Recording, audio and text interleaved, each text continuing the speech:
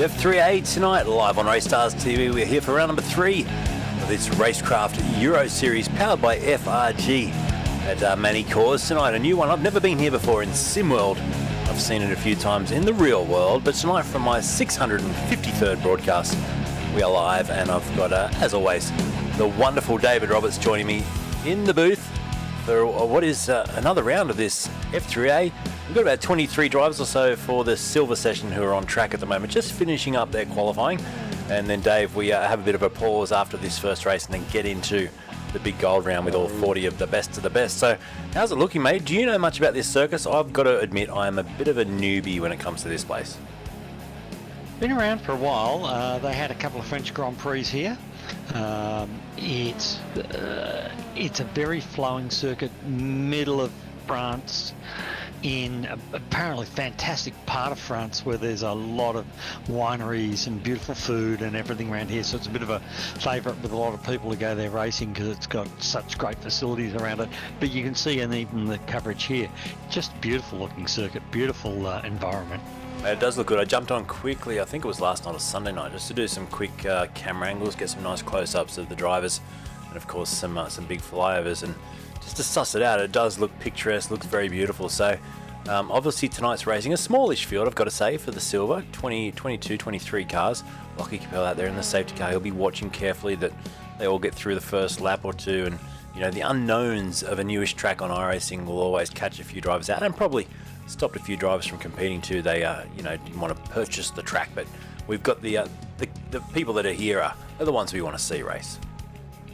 Yeah, and there's always that, do you keep racing the same old circuits and so nobody has to pay for them, or do you keep going to new circuits and building the series? And I think you just go to new circuits, build the series. Who wants to drive the same track all the time? I love going somewhere new and learning something. Here, very tricky track, turn 2, big sweeping right-hander, flat in 4th gear. There's a lot of really, really flat top 5th, 6th gear, little flick left, right on the edge, really high speed, and then the last little section, there's a chicane. She's got big curbs on her and it catches a lot of the guys out. This should be quite exciting. You'll see the cars move around over those chicanes. We've got this great flyover shot down through the bottom end of the start of the circuit really, and it's amazing how much it doubles back on itself throughout the broadcast tonight. We will put the track map up a fair bit for those that are new to the circuit, but this hairpin as we shoot down here, it reminds me a little bit of Valencia, the way it curves to the right, then into quite a tightish turn around. So that may be a big passing opportunity right there. Yeah, back in the days when F1 was here, a slightly different layout towards the end of the lap, but they didn't have necessarily the last chicane there. But that hairpin was the spot for overtaking, and I can remember watching Mansell and Prost sort of battling it out, diving down into that corner. Now we're talking the big names. Yeah, it's exciting. Hey, Formula One's not too far away. What do you think of the new liveries? It's all kicking off. Obviously, this F3 series prides itself on great liveries, but F1, not a huge amount of new stuff. But yeah, I'm excited for F1 to kick off too. I am, but I'm sort of getting a bit frustrated with F1 in that I look at all the cars, they all look the same. Yeah. Now they're all deciding they're not going to put much paint on and have virtually no paint. They're all going to be black. Yeah. And I'm not a huge fan of this new car personally. In some ways I like watching F2 and F3 better than F1 at the moment. But my real thing for this season is the WEC. I'm really looking forward to seeing Ferrari, Peugeot, Porsche, Cadillac all doing battle. That's going to be fantastic this season. That's awesome. So having a look at the times here, Marcus Kanitzka, who we've seen for many a season, sits on top of the 1:30.936, and not as close as I thought it would be. It's a 3.5 tenths of a second gap to Loretti, who we saw last week, absolutely tearing along and doing a great job. Cooper's gone P3 and Mabry your top 4. So a tenth of a second, well, 3/10 of a second covering the top 2. It's almost a second. In fact, it is a second. 1.1 covering the top 10. So I reckon we'll be much closer when we do get to goal. But with that, I think we've just run the last car off the track and we're set to go to the grid. Yeah, that was Jacob Mabry. I was watching that last lap and he was sliding everywhere, the car sideways. Very spectacular, really good. Right, well, let's just wait for iRacing to boot us over into this race session. We will have the 35-minute race underway, 1 pit stop required, unless we get a multitude of safety cars and they can stretch it out to the end, but we'll see how we go here. We're just waiting, like I said, for iRacing to kick us over into to grid mode as we count the time down here. We're just on 17 minutes in. We've got that great competition I'll quickly mention whilst we're waiting to go to the grid. Tonight's code word is champagne. Make sure you go and put that down and sign up. The link is in the description. It's for this $100 or $99 package, I should say, from VRS. Definitely worth winning. And just as I say that, talk about winning, let's go down to this winning grid.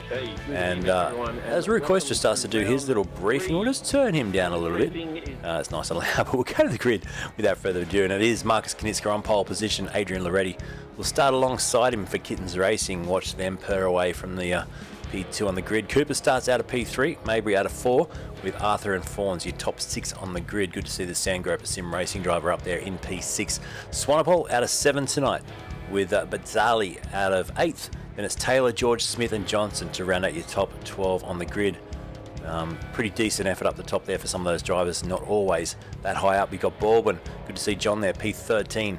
Grushin down in 14th with Hudson and Johansson 16th, and it's Minette. Nins 18th on the grid. Steen and Lachlan round out your top 20. Johnny Lee from Racekraft sits in 21st on the grid. I'm going to show a great video later of a Racekraft simulator build. Make sure you hang around for that. Lucas Burt starts from 22nd, and Tim Fuge starts huge from the back of the grid, so he'll have a big run on his hands tonight. But that's your grid, Dave, and nerves will rise for these drivers. I'm actually going to back Marcus Knitzka. I think he's due a win here, and I think from pole position he could go on to win this one. Don't disagree with you, Luke. I think Marcus is very capable of taking this one out. It's a good looking grid, nice colours. We're waiting for a couple of drivers still to grid up here, and then we'll get underway. The briefing from Ruth still underway. We might just sneak a bit of a listen in. And a couple of the drivers saying thanks, hope you have a quiet one. And for someone who's spent a lot of time race control, David, that's what you do want, a quiet one in a race like this. Yeah, last week there was quite a bit of work after Gold, because Gold was a bit of a mess, but it always is early in the season. They do calm down later on. Right, well, we're getting... Beautiful photos you've got there on screen. Look, it's looks like the real thing. It is pretty, isn't it? There's your shot straight down the grid, and we'll in a second see the lights come on. We do have the safety car standing by, like I said. Hopefully, we got all the safety cars out of the way last week during that Gold race. What was it, 4 or 5 of them? It was a busy one. Yeah, there's quite a few. Couple of shout outs while we're waiting for the green light. Keith, g'day. G'day Stephen as well. And Graham Ellis tuning in over on Facebook. Thanks everyone for putting some comments up already. And we've got driver 808 saying let's go Loretti P1. Brewer 74, good to see you back as well. BRT Benson says go Ty Swanepoel. And plenty more drivers. Area 51 Sim Sports getting on board. We do have some webcams as well, which we'll dive on board with throughout the race. Someone who's probably feeling a little bit nervous right now getting set to start is this man, Loretti. Hands on the wheel, he's getting set to go now.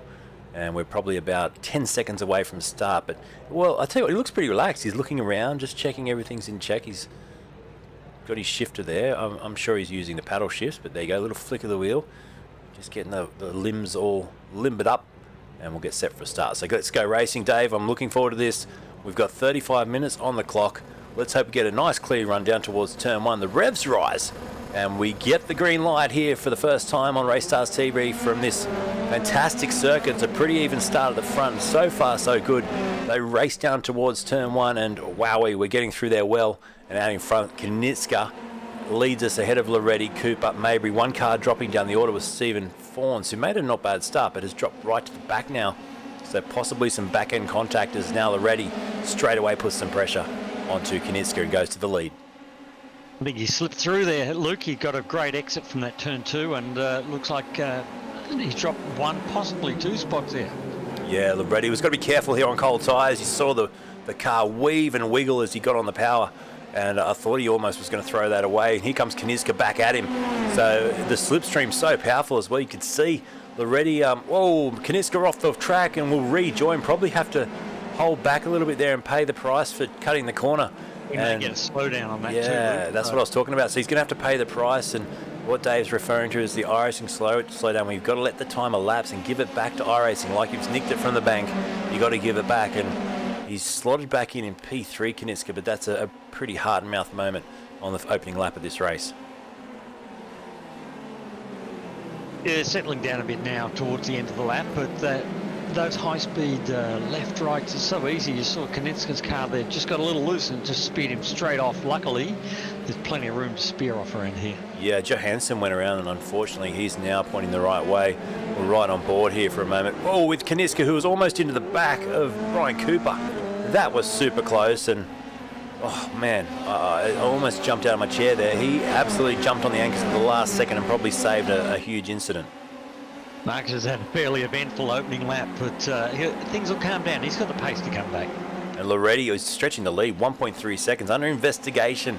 Pete Minit for causing a collision or an incident involving him and Sasha Ogruzian on the first lap. So not ideal for him as we ride on board for a moment with Loretti. There is the gap.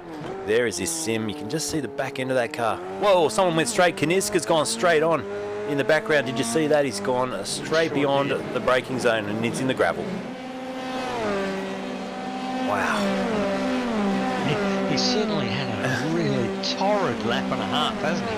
I think we've I put the curse on him at the start when I said he's due a win and he'll probably come home with one. He's dropped back to P12 now. Commentator's curse, you're at it again, Luke. Oh boy. Oh well. Sorry, Marcus. Sorry, Marcus. The red yard in front.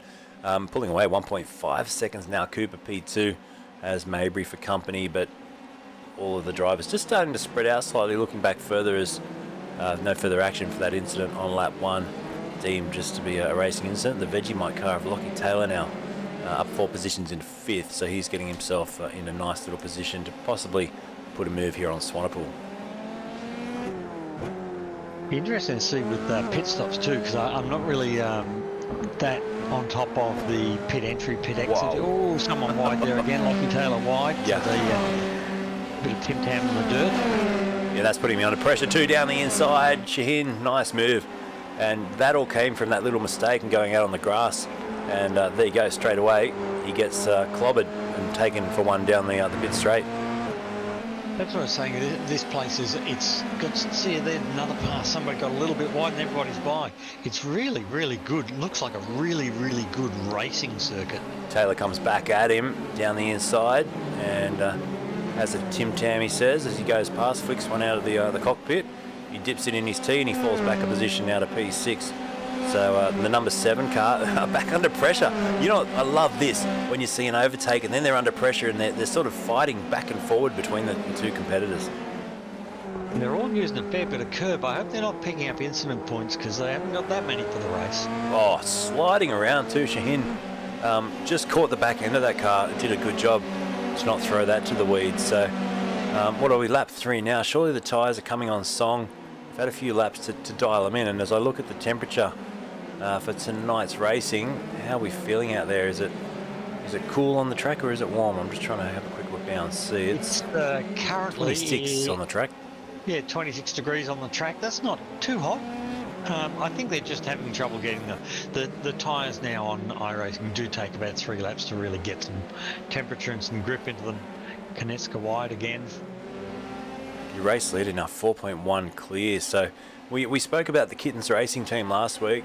They landed on the scene with a big bit of hype, and they've been super quick. Tonight, this guy's looking like he's got this in the bag already. I don't want to curse another driver, but yeah, look, he's looking comfortable, isn't he? Yeah, he certainly made a run away on it early on. I think this circuit, a lot of people hadn't done a lot of laps here and turned up sort of last minute thinking, oh, I'll be fine. But it's actually a really tricky track. So I think you'll see quite a few people sort of... Whoa, big crash in the background. Did you see that? There's a car over. Mabry, I'm sure it was. And we'll get a replay. That was huge. So I'm just trying to see where he is on the list here. But he went across into the... There he is, up on the barrier. He's up on the tyres at the moment, so let's have a... I'm just going to do a little... And he's gone back to the pits, so they've let him eject out of there. We'll see if we can't get a replay, but that looked huge. He's come together with someone else. Oh, what an accident. Do you know who he came together with? I'll try and go back and have a look. I believe he turned into me. So Mabry's, you can hear Mabry saying, it might have been Brian Cooper, was it? Let's have a quick look. Yeah, they got their wheels interlocked on the way down. Here's your replay. Have launched it. They've just launched. This is Mabry. We'll see if we can't slow this down. Cooper's come down the outside. There it is there. there's a little bit of net code in there, and then watch this. The car just takes off from here, barrel rolls down through the. It's almost like the Silverstone crash, isn't it, from the F1? And then look at that, Look at this. Digs in, and over she goes. My car number was wrong.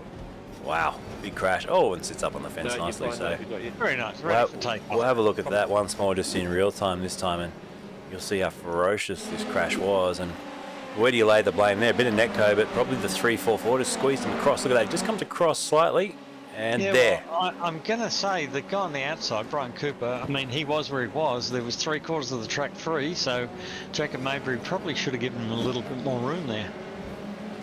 Yeah, I guess you play on the limit, and if you had to give him a bit more space, he might still be in the race. But back to the leader now, 5.4. He's walked away. Swanepoel up 5 into second now. Has a nice little healthy gap of about a second over Lockie Taylor, who sits behind. Then Shaheen is in behind him in this beautifully turned out livery, the F3A livery, which anyone can get on Trading Paints and have a race with, which is very cool.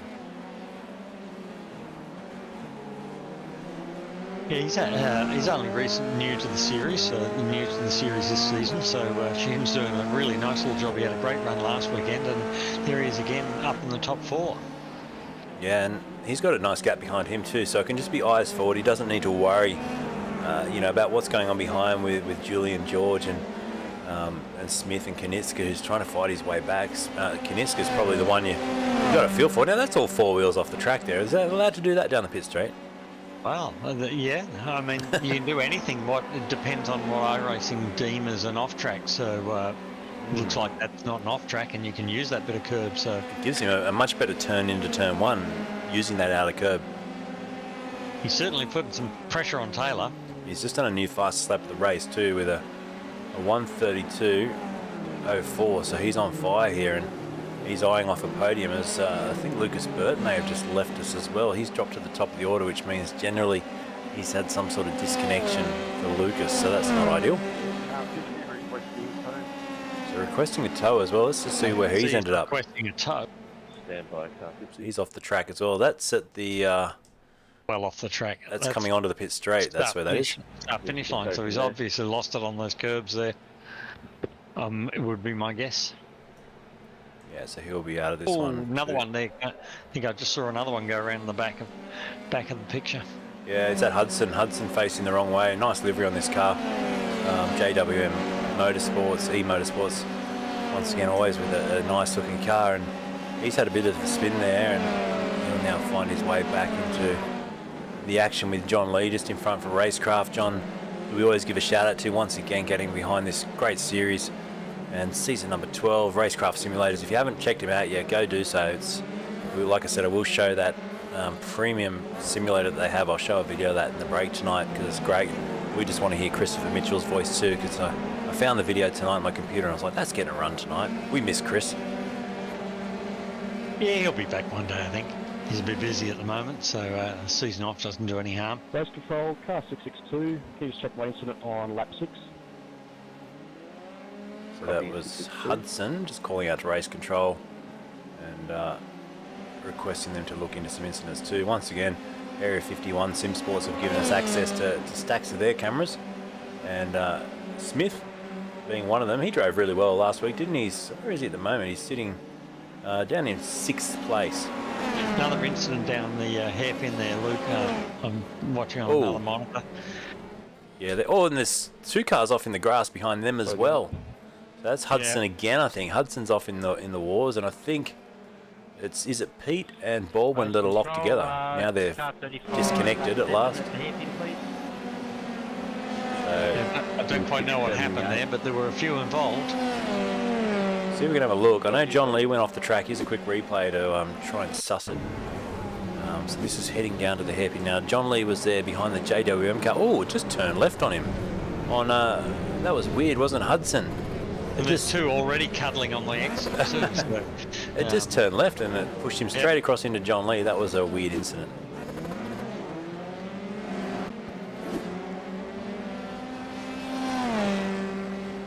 So this is it Georgian? Am I saying it incorrect? Georgian Smith?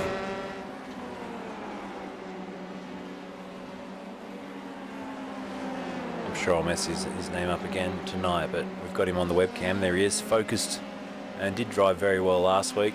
Currently sitting in Jürgen, that's right. I'm trying to, who's Jordan? Yeah, you're going to get it wrong. That's all right. I've got to remember it that way. Jürgen get it wrong. You're going to get it wrong. That's how I remembered it last week. And I got it wrong again this week. So sorry, Jürgen. There's some good battles back through the middle with Stephen Forms and Tyrone Swanepoel and Andrew Lachlan. They're good battle in that midfield there at the moment. I think did Arthur just go around? Ben Arthur's, he's looped it too. We must have seen 3 or 4 cars do that tonight, just looping it around at the hairpin. Is that just not giving respect to the tyres? And it's really high speed. It's right down to like first gear hairpin. So, and they're just losing it under brakes. Probably a little bit more back brake bias on to get the car to rotate in the corners, and on the hairpin that's just bring them undone a little bit. Yeah, it's I guess a lapse of concentration. Like you said, maybe not enough practice for some of them as well. And it's finding them out a bit short at some of these points tonight. 133 is the pace by, that was Swanepoel in P2. Now that's a couple of seconds slower than Kaniska's just done in P4. So Kaniska's on the charge here. Just keep an eye on this.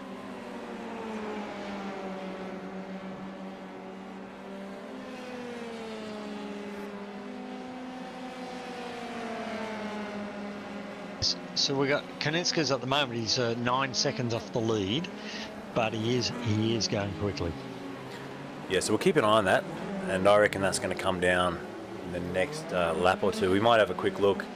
Nice little over and under there at the hairpin. That's the secret of that hairpin. If you can get down and push the guy in front of you to go a bit late under brakes, and then you can get a run on the way out. And he's done that. Nice, really nice little move. Flying along, isn't he? So let's have a look on the left-hand side of your screen there. If we look at some of the best times, just look at that last lap from Kaniska, and I'll just circle it there, a 1 minute 31.260. That's compared to the drivers in front of him in the 33, so that's pretty decent, isn't it? Yeah, it's very good. I think that's, as I said, they're learning the track because it's new. Oh, bit of sideways action in the background. But they're learning the track as they're going, and the speed's coming to them as they're getting to understand the circuit. Now, I think Bazzella's just gone around. He has too, as Pete's also in the pits. I got a penalty. And race control just trying to dish out a few things as well. There's more smoke on the track there. I think that was someone rejoining. But I just want to have a quick look while we look at those last lap times. A 32.5 for the leader, 33.2 for Swanepoel, and then a 32.0 for P3, and then everyone else in the 33s except for Johnson down in 60 to 32.4. But do you think that 32.5 from Loretti is maybe him now going, right, I've got a pretty decent lead here. I need to just back off a bit, save some fuel. He's got a 5.9 second lead. Yeah, he's got a 6 second lead. The guys are not pulling more than half a second in. That's 12 laps to even catch him. Yeah. He's looking pretty safe and secure out there unless he makes a big mistake. And which can happen so quickly in sim racing. Especially when you talk about them. Exactly. Sher's in the house says, hey Luke, do these guys get brake fade on these corners? I don't know if brake fade's in iRacing, is it? No, I don't think there is any brake fade. I've never experienced brake fade in the car myself. Any of the cars that I've driven on here, you do. It's more a case of your tyres get a little bit hot, and then you've got to just brake a tad earlier so that because you're compensating for a lack of grip. Yeah, I think I don't know if there's any sim actually that incorporates brake fade. I was just trying to think if R Factor does. Not that I've experienced. But also in the real world, an F3 is a light car. It doesn't suffer from brake fade, not like a big heavy touring car or true. Big car. I had a little tour of Spike Goddard's F3 the other day. It was nice to see it in the flesh again. We've got to try and encourage him to get out and race it. Yeah. I don't think he's tuned in yet tonight. He usually puts a little smarty comment up in the chat at some point. We'll try and weed him out and get him involved. Yeah, well, there's a few things happening in the future that you might like to get involved in, Luke. Yeah. Can't talk about those yet. Hey, Brewers just said you get a lot of understeer here chasing cars at this circuit. So, reading into that comment, I think that's probably the case, right? Especially with that aero wash, if you're following a car, there's these big sweeping corners where it's going to be hard to follow. Yeah, it's a real downforce circuit because you've got those high-speed sweeping corners where you're looking for aero grip rather than mechanical grip. And when you get close in behind somebody, you lose a bit of that aero grip. So, yeah, it's probably a bit of a tough circuit to follow someone closely on. And make sure you remind me tonight to talk to Rue Koister at the end of the night, please. I still feel absolutely terrible that we just chopped him. Well, I chopped him off last week. Didn't get to chat, but... you know, he's in there, race control. We might have a look later at what Ty and Lockie and Rue are watching over. I'm sure they'd just be enjoying this one. A new circuit, lots of telemetry to look at, a few investigations to also, you know, get done in this opening phase of the race. But they're also probably now thinking towards the gold race coming up. How's it going to be? That championship's so tight. We've seen incredible racing. I mean, they're taking it to each other. Benny Roberts, obviously, with the number 1 on the car. It's looking like it's going to be a fight right to the death in this 9-round championship. Yeah, and in pre-qualifying for this round, I think Benny was back 3rd quickest, which is just completely unknown for him. So I think this is a good circuit. I'm really enjoying this circuit. I'm liking lots of passing, not a lot of bad incidents, but there's a real test for the drivers, and it's producing some really good racing. And it's a leveler, like we spoke about. A new circuit comes into iRacing. You know, you've got to spend some time learning how to go fast, as we see Johnny Lee spinning it around on the pit straight. Now he's got it facing the right way, and he'll get back underway as well. 10-second penalty for John Baldwin there, unsafe re-entry. Yeah, iRacing are actually working on a lot of European circuits at the moment. They've got Portimao, yeah, a lot of Spanish tracks. I think there's 2 or 3 sort of Spanish tracks they're working on at the moment, which is good.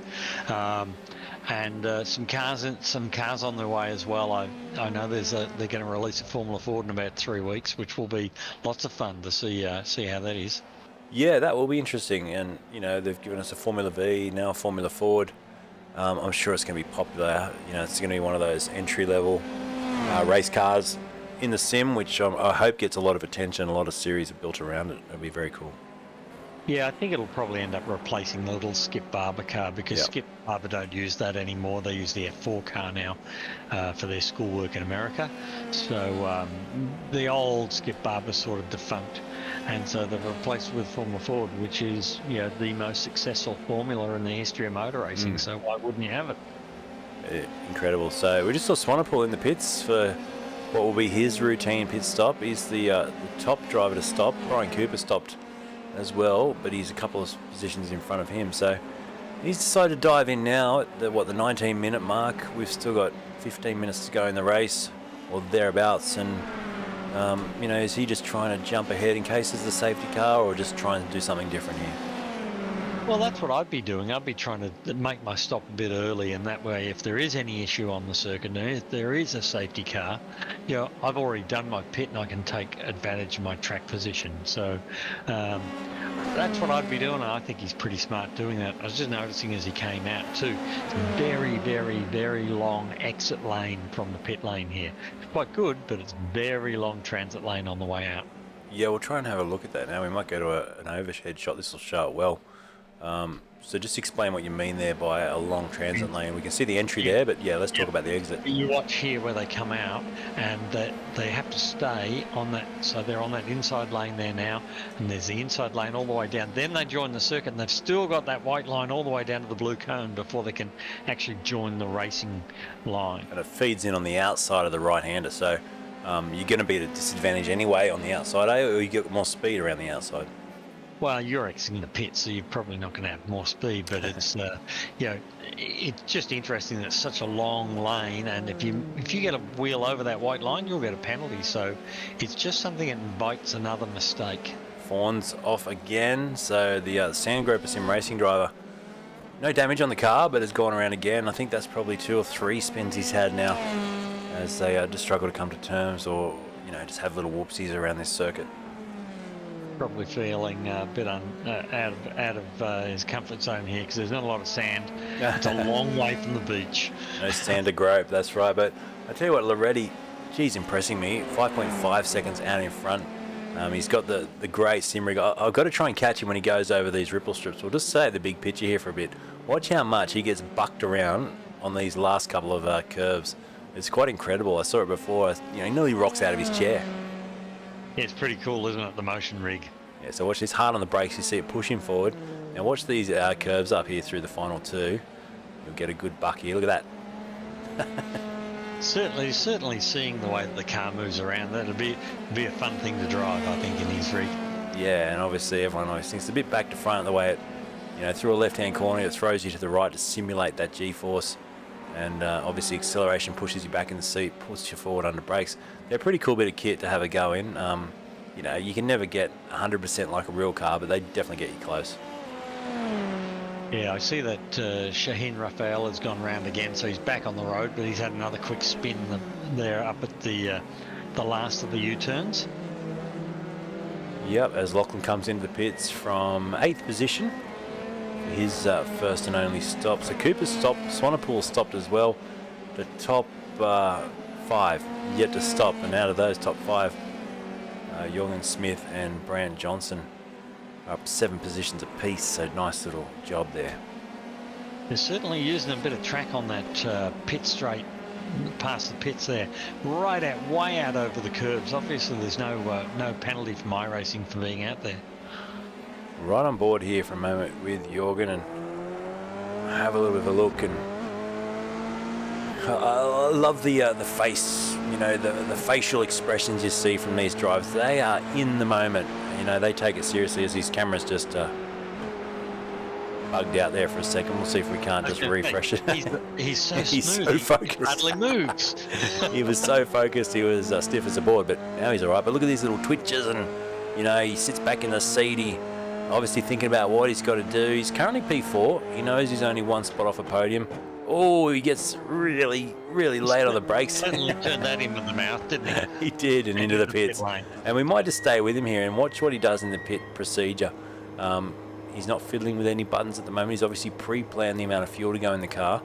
He finds his marker, finds the box. Will he grab a drink? No, he just goes straight there, straight on the, he's on the loud pedal getting ready to go, and then he jumps straight out of the pits. So, now let's stay with him. You'll see this long pit exit that I was talking about. All right, we'll stay on board, yep. So here we go. And so he's in the pit lane, and he's coming down the pit exit lane. And then he rejoins the track, but he's still got this white line all the way around to here. And Dave, for those that are new, what happens if you cross that white line? You'll get a penalty. You'll get you'll get some sort of penalty from iRacing. Now we've got John Baldwin in the waiting room. Do we bring him in? He's out of this race, unfortunately. Do we bring him in for a chat? You can do whatever you like, Luke. It's your channel. John, mate, welcome to the broadcast booth. Not good to see you out of the race this early. Tell us what happened. I got tagged from behind and then tried to get going again, and someone chose the inside, and what I'm flummoxed about is I got penalised for that. So I was hoping to get into the steward room and have a talk with the lads, because I'm not sure what's going on. Well, that's one thing they'll definitely follow up on. They're good in the steward's room, but we're seeing a multitude of pit stops now as Loretti's in, Knitska's in as well. But mate, have you had much experience, John, at this circuit? Is this your first time coming out here for a full-on race? Done some GT racing here with the gents, so know the way around. It's actually good fun in these little cars. Yeah, looks pretty treacherous for those first couple of laps, so while the tyres come up to temp. Yeah, but it's been a bit of a disaster. I'm going to basically pull the pin on it, because there's no coming back from like a 15-second penalty when you're dead last anyway. Yeah, I guess so. Or you could just run around and get your sponsors some airtime. Yeah, no, it's all right. I'll check the replay and see what I could have done different, and hopefully hear from the boys. No worries. Well, good luck, mate, and thanks for coming in for a quick chat. Thanks, John. Cheers, mate. Bye. Cheers. John Baldwin for a quick chat there, and we go back to the focus on the circuit. 2.6 seconds. Now, I did give him a big talk at the start, and then he rode himself off, and he's coming back, David. He could be still my winner that I promised from the get-go. Here he comes. He's found his groove, Luke. He's found his groove, and you can see he's actually putting together quick lap after quick lap after quick lap. He's got the carrot in front, aiming for it, and he's just driving really, really fast and smooth. See that car moving around. He's right on the edge, but he's going for it. He is. We're right on board with him now, and might even Let's just follow him for a bit because this is exciting. Here's the lap times, just leading into these last couple of laps, and you can see taking chunks out of Loretti in front. The big one for me, look at that, 9/10 on the last lap. This one here, that's just going to go up again. Watch this update, 2.3 seconds. There you go, 2.3 seconds right there. Lap 17, it was 9/10 the lap before, and that's with the pit stop phase alone. So he's obviously chopped 2.3 seconds out on the pit stop lap. Incredible. Yeah, he's as I said, he's just found his groove. He was a bit unsettled early on with the cold tyres, and he got made a couple of mistakes and got sort of outpointed by people and dropped back a bit. But he's found his groove. He's got the rhythm going, and now he's on it. It's 1.1. In fact, it's under 1 second now. So, Loretti, if you're listening to the broadcast, watch out for your mirrors. Marcus Kaniska for Pace Syndicate is on the charge. 9/10 of a second the gap. Still 7 minutes to go. So, yeah, look, what a comeback that would be after what he's been through this race.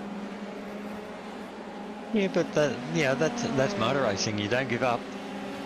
Yep. Yeah, that's, I was a bit surprised to hear John say, it's not worth coming back. I always think just keep out there circulating. I know it can be frustrating, you've had a crash or you've been taken out, but I think just circulating, finishing the race, if for nothing else, it gives a bit of thanks to the guys like Rue that just put hours and hours of, countless hours into these series to get them up and running. Yeah, I mean, the stewards don't give up when there's a big accident or lots of things where you can't. You've got to keep going. So, I'd like to see people continue on and stay till the death. You can always learn something, whether it's your first lap or your last lap. Yep, look at this. Kaniska all over him now. This is on.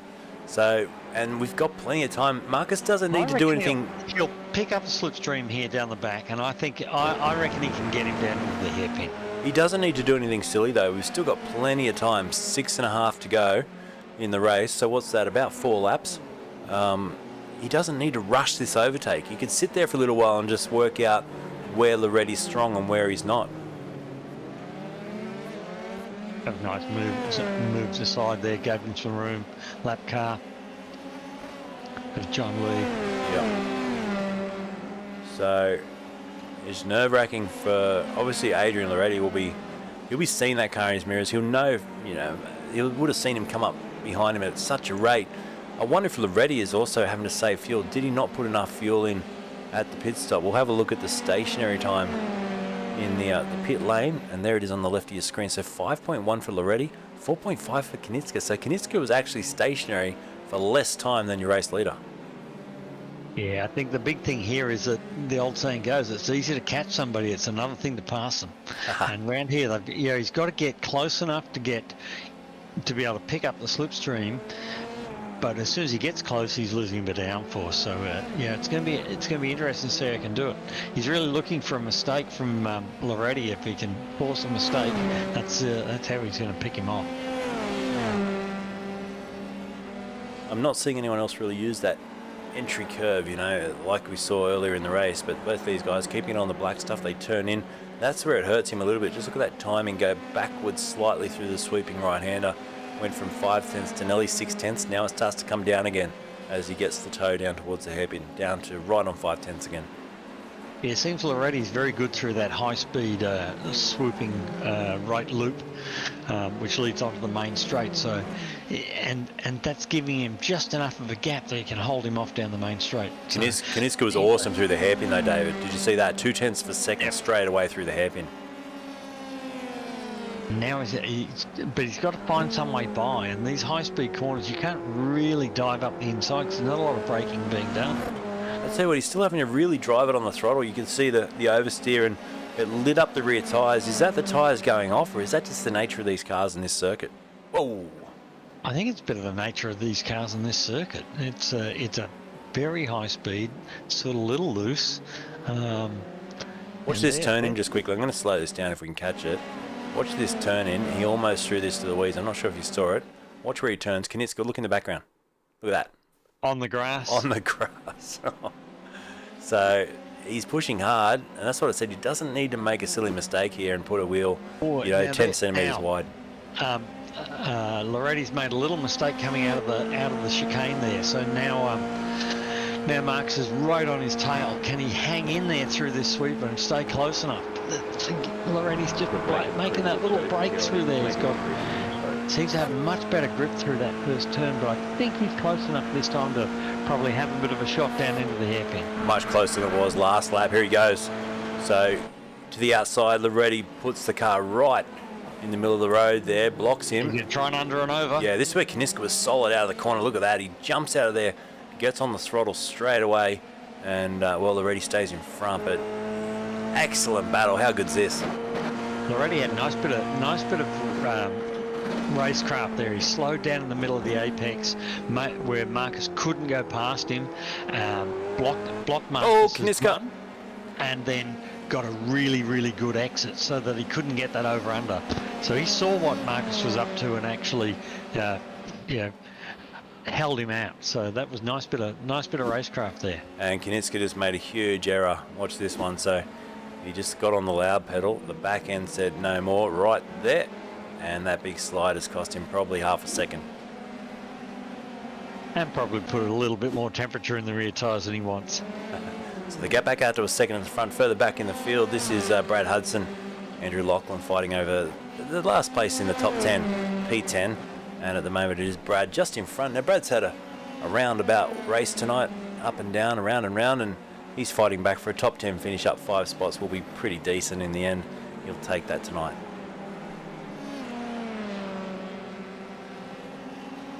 And Marcus is back working his way back onto the back of Loretti.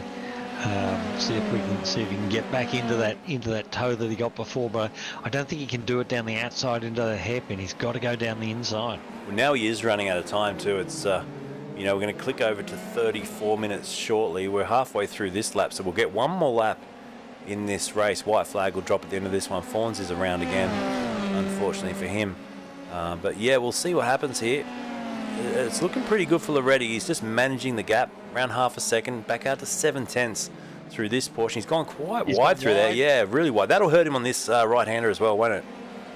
Yeah, will hurt him on the run all the way up here. You see Kaniska once again hunting like a shark in the background. Oh, he was slow through there though. Loretti just threw it through the left-hander and carried lots of pace. Is he in deep again there? It looks a bit deep. He's run a bit wide on the exit again. So this is a battle royal. Both making little mistakes under pressure. Who's going to make the big one? So we're right back on board with your race leader, Adrian Loretti for Kittens Racing. He's been there since the get-go, really. He's been flawless throughout the race. And now, as we see the final lap, the white flag drops. It's going to be a fight between the two of them for the win in this round 3 of this F3A Racecraft Europe Series. Is so cool, visiting all these European tracks, and here we are tonight. Oh man, this is just like what do you call it? This is like the teaser before the big gold race as well. I can't believe we're going to do 50 minutes around here shortly. I'm looking forward to gold round here if this is anything to go by. Yeah, He's going to try and down the outside again. I don't think he can do it from out there. I think Loretti's just a bit smart. So you see he's got that run out of the corner again. Loretti's making sure his exits are good. That's what he's got to do. Exits got to be good. Kaniska's out of the throttle there as well. You can just hear that big gulp of, oh, down the inside. That's a big dive. It's a big dive from Kaniska, and he doesn't make it. Although Loretti's gone wide.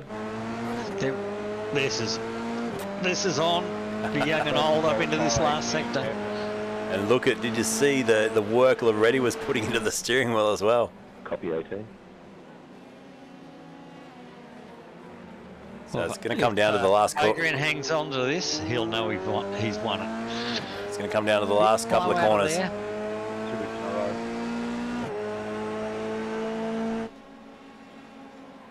Marcus is going to send it. No. So we'll see the checker flag drop here.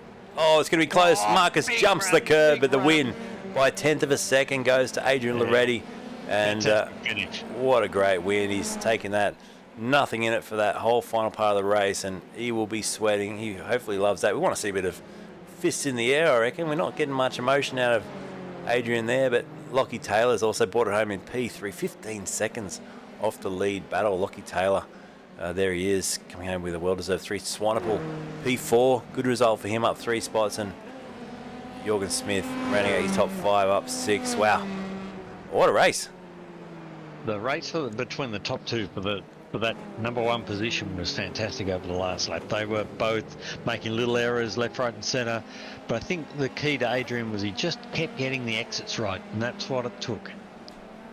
Incredible. Car looks great, the driving was great, and that's a performance that we'll look back on, no doubt, in this series. And is that the moment where Adrian Loretti has just put his foot down and said, that's it, I want top points? And we'll chat to the drivers soon. We'll grab Marcus in and quickly chat to him. Marcus, what a race, mate. P2 in the end, but you've come back from the ups and downs of being around, and fantastic job, man, for P2.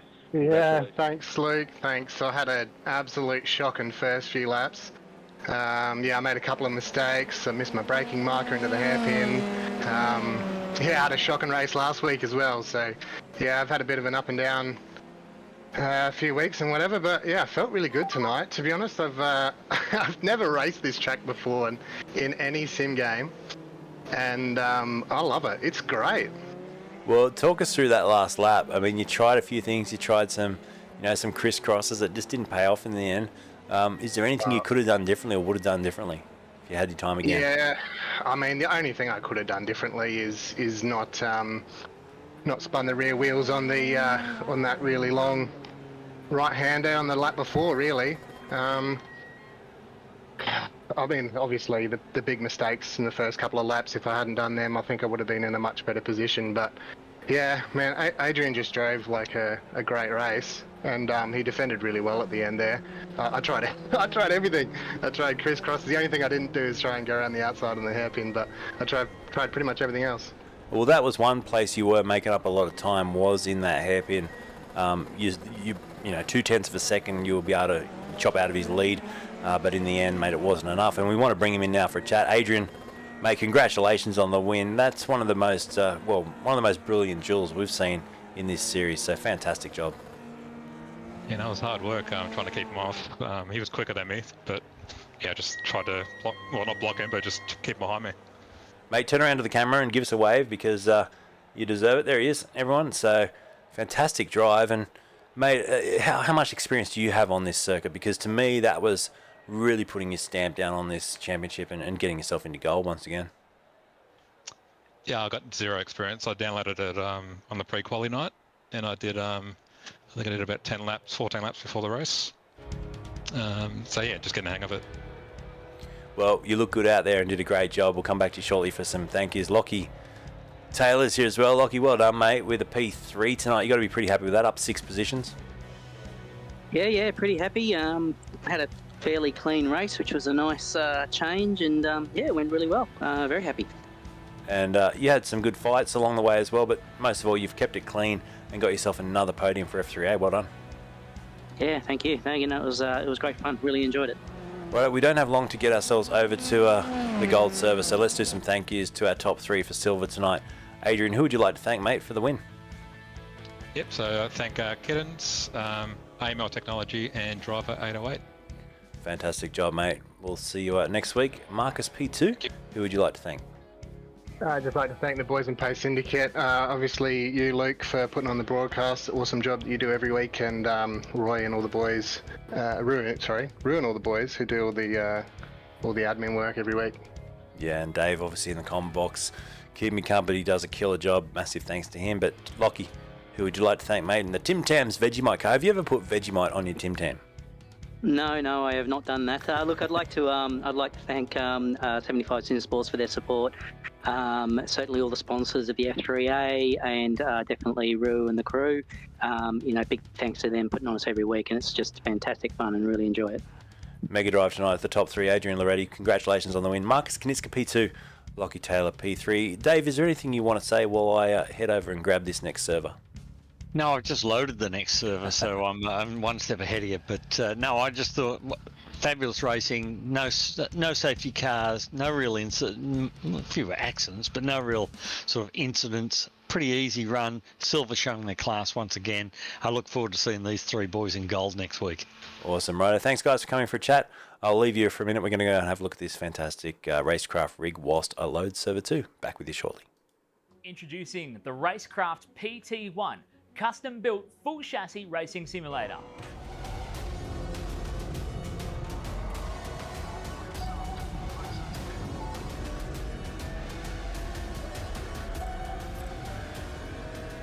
The design project, codenamed The Cage, an 80/40 extrusion chassis sitting on top of a Sigma Integrale DK2 Plus 4-point full motion actuator system.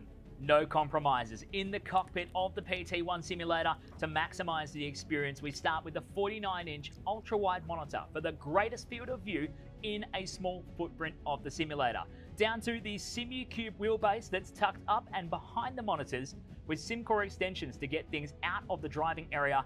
Everything is connected to a Cube Controls GTX steering wheel with the built-in dash and all the extra button functions available at your fingertips. Driving through the Raceworks S1 pedals, the potentiometer throttle and the 2 hydraulic pedals for brake and clutch ensures you maximize the feel underfoot, and seating yourself into an OMP HTER bucket racing seat with OMP belts connected to a G-belt tensioner to provide that extra feeling and the heightened experience while you're driving. Additional interfaces and accessories in the PT1, we have twin butt kickers, one on either side of the OMP seat, as well as a Jinx sequential shifter, the SimPush Race Logic timer to the left-hand side, a Racecraft built-in WinSim kit with Philips Hue lighting and a built-in soundbar, plus the OMP side net to finish off the experience in the PT1. The Racecraft PT1, build number 1, the ultimate in sim racing experience, combining the best products in the market with the passionate, no compromise approach that goes beyond racing simulation.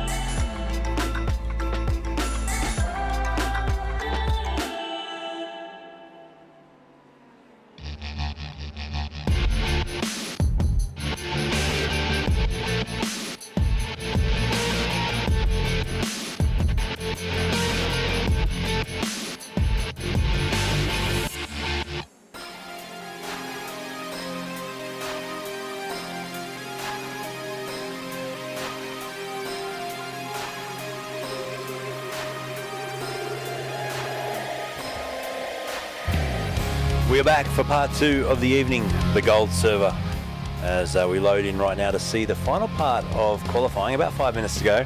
And at the moment it is Phil Worley on top from Josh Fitt and Benjamin Roberts. Bailey Evans and Jack Murray are top 5 in what's going to be, well, looking to be very competitive. We'll get some times up on the screen. We'll welcome back Dave Roberts into the booth as well. And well, if that first race is anything to go by, this is going to be extremely exciting when we see 40 cars hit the grid shortly. Yeah, it's going to be certainly interesting down the Adelaide hairpin on lap 1. What I am noticing out there is last week's winner, Rob Bowden, he's way back in 38th position at the moment, Luke. And hasn't put a time on the board. He's in the pit lane. I wonder if he's had a crash as we, you know... Got to have had a crash early on. Yeah, we're seeing some smoke out there on the circuit as our provisional pole sitter just creeps around trying to find a bit of space. But it's pretty close in the top 10, 5/10 of a second between them, and a second covers the top 20. So it's much closer than the silver round, and to me that's going to mean a lot of slipstreaming, a lot of cars in tow, probably some big accidents, but overall competitive racing, and I think that's what we've come to see tonight at this fantastic circuit. And we don't have Benjamin Roberts on the front row at the moment even. Incredible. So Josh Fitt for Simriks puts it into P2. Someone just spun in the background as well. We're going to see a bit of that tonight. But yeah, Roberts, defending champion. It might have been Fitt that went around. I think it was Josh Fitt. It was coming onto the pit straight. The guy who's sitting P2 by 41 thousandths of a second has just looped it coming onto the straight. Didn't hit anything, luckily. But we'll try again shortly. Bailey Evans is looking good as well. Other Simriks cars. They've got one in second and third. As Jack Mara just sneaks through now in the Scuderia DS Stacker-Changi car. That's a mouthful, just like the chippies. Yeah, I think they've got to be a little careful on those two big curves on the way onto the pit straight too, because it's not hard to damage these cars. Yeah. And running a bit, he was a bit Changi out against the fence, wasn't he? He was. Hey, you damage the floor, can't you? That's what you're alluding to.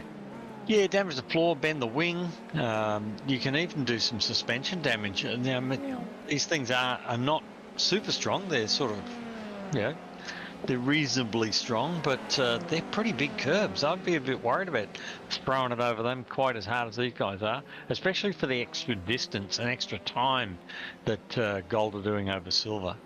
Spike Garter is in the house now, watching along, says hi, Luke. Well, hello, Spike. Now, tell us, Spike, in the chat, have you been around this circuit in an F3 car or a Lamborghini? I'm thinking you probably have. We'll see if he answers me or if he's already logged off, but we'll try and get a response out of him shortly.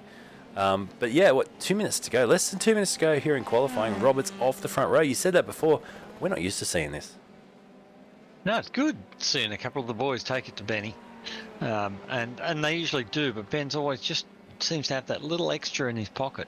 But tonight, Philip Worley was quicker than Ben in pre-qualifying as well. So, yeah, pretty interesting.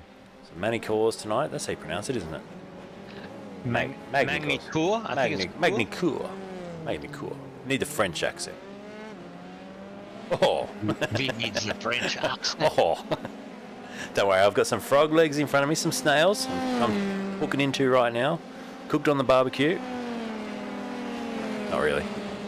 I was going to say, I don't think you've really got frog's legs in it. No, I haven't. Spike's never been there, unfortunately. There you go. You've let me down, Spike.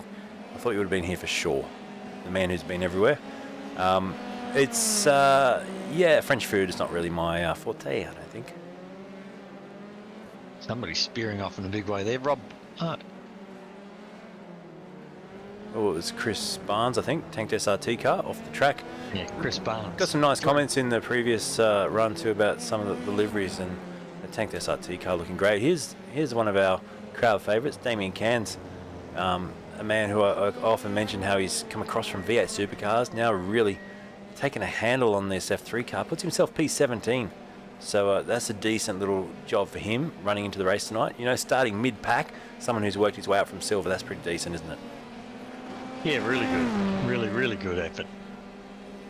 So qualifying is now run and done. Josh Fitt still P2 behind Philip Worley, who's parked it up. You're getting the 29s. He did. He's just dropped it into the 29s. Yeah. 29.9, the only man in the 29s. It's nice when you do that. It feels like you're a whole second ahead. They're looking to see if there's any purple sectors out there. I'm not really seeing them. I'm not sure if the track's getting hotter or what's going on. We're seeing a lot of yellow at the moment, which means they're not being able to get past their previous best sector times, which is interesting. I'm seeing a lot of cars quite sideways too. So we'll check the temp. We'll see if it's gone up. It was 26 for the other round. It's actually come down. It's 22 degrees track temp and 18 ambient and 4:45 local time here in the evening. So it has popped down a bit. That's interesting that they're not seeming to be able to put the late lap times in. We're not seeing purple sectors, and Roberts actually comes into the pits. That's the end of him. Yeah, so we won't have Ben on the front row. That's a first for the season. It is. Just having a quick look. Craig Anspach we're looking at now, heading around to finish his lap. Will he go better? He's gone P11, stays P11 with a 1 minute 30. And yeah, some other names out there. You know, Lee Hardy down in 21st place. Riso Gorman, 22nd. He'll want to improve from that. Mazoka as well, just outside 23rd. Dave Roberts, not to be confused with David Roberts, down there in 24th. Some names down there, isn't there? Will Ryan, 26th. Yeah, Will's normally a lot higher up than 26th. So, yeah, we're going to go to the grid shortly. And got a couple of new drivers that have given us some access to cam. We've got Brand Johnson, we've got Caleb Dawson as well, and Damien Cairns in our general webcams for this next race coming up, which is good. There they are standing by. You can see Damien just putting his Type N Esports poster back in place.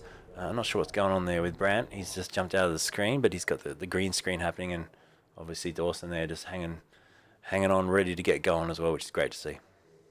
So I'm just reading Christine Cairns' comment there saying it's Damien's debut in gold. So that I thought Damien had been in gold before. So that's a good effort for his debut in gold to be up 17th on the grid. That's excellent. Yeah, I reckon he's put some work in. That's a fantastic job, and I've been watching Damien progress. Like I said, V8 Supercars, I first saw him doing V8 Vets, but he's doing an absolute killer job here. So here's your grid for tonight.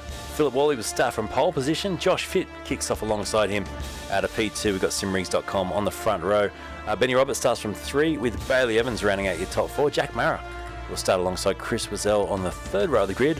It's a Rogers, Glasspool, Magetz and Fitt top 10.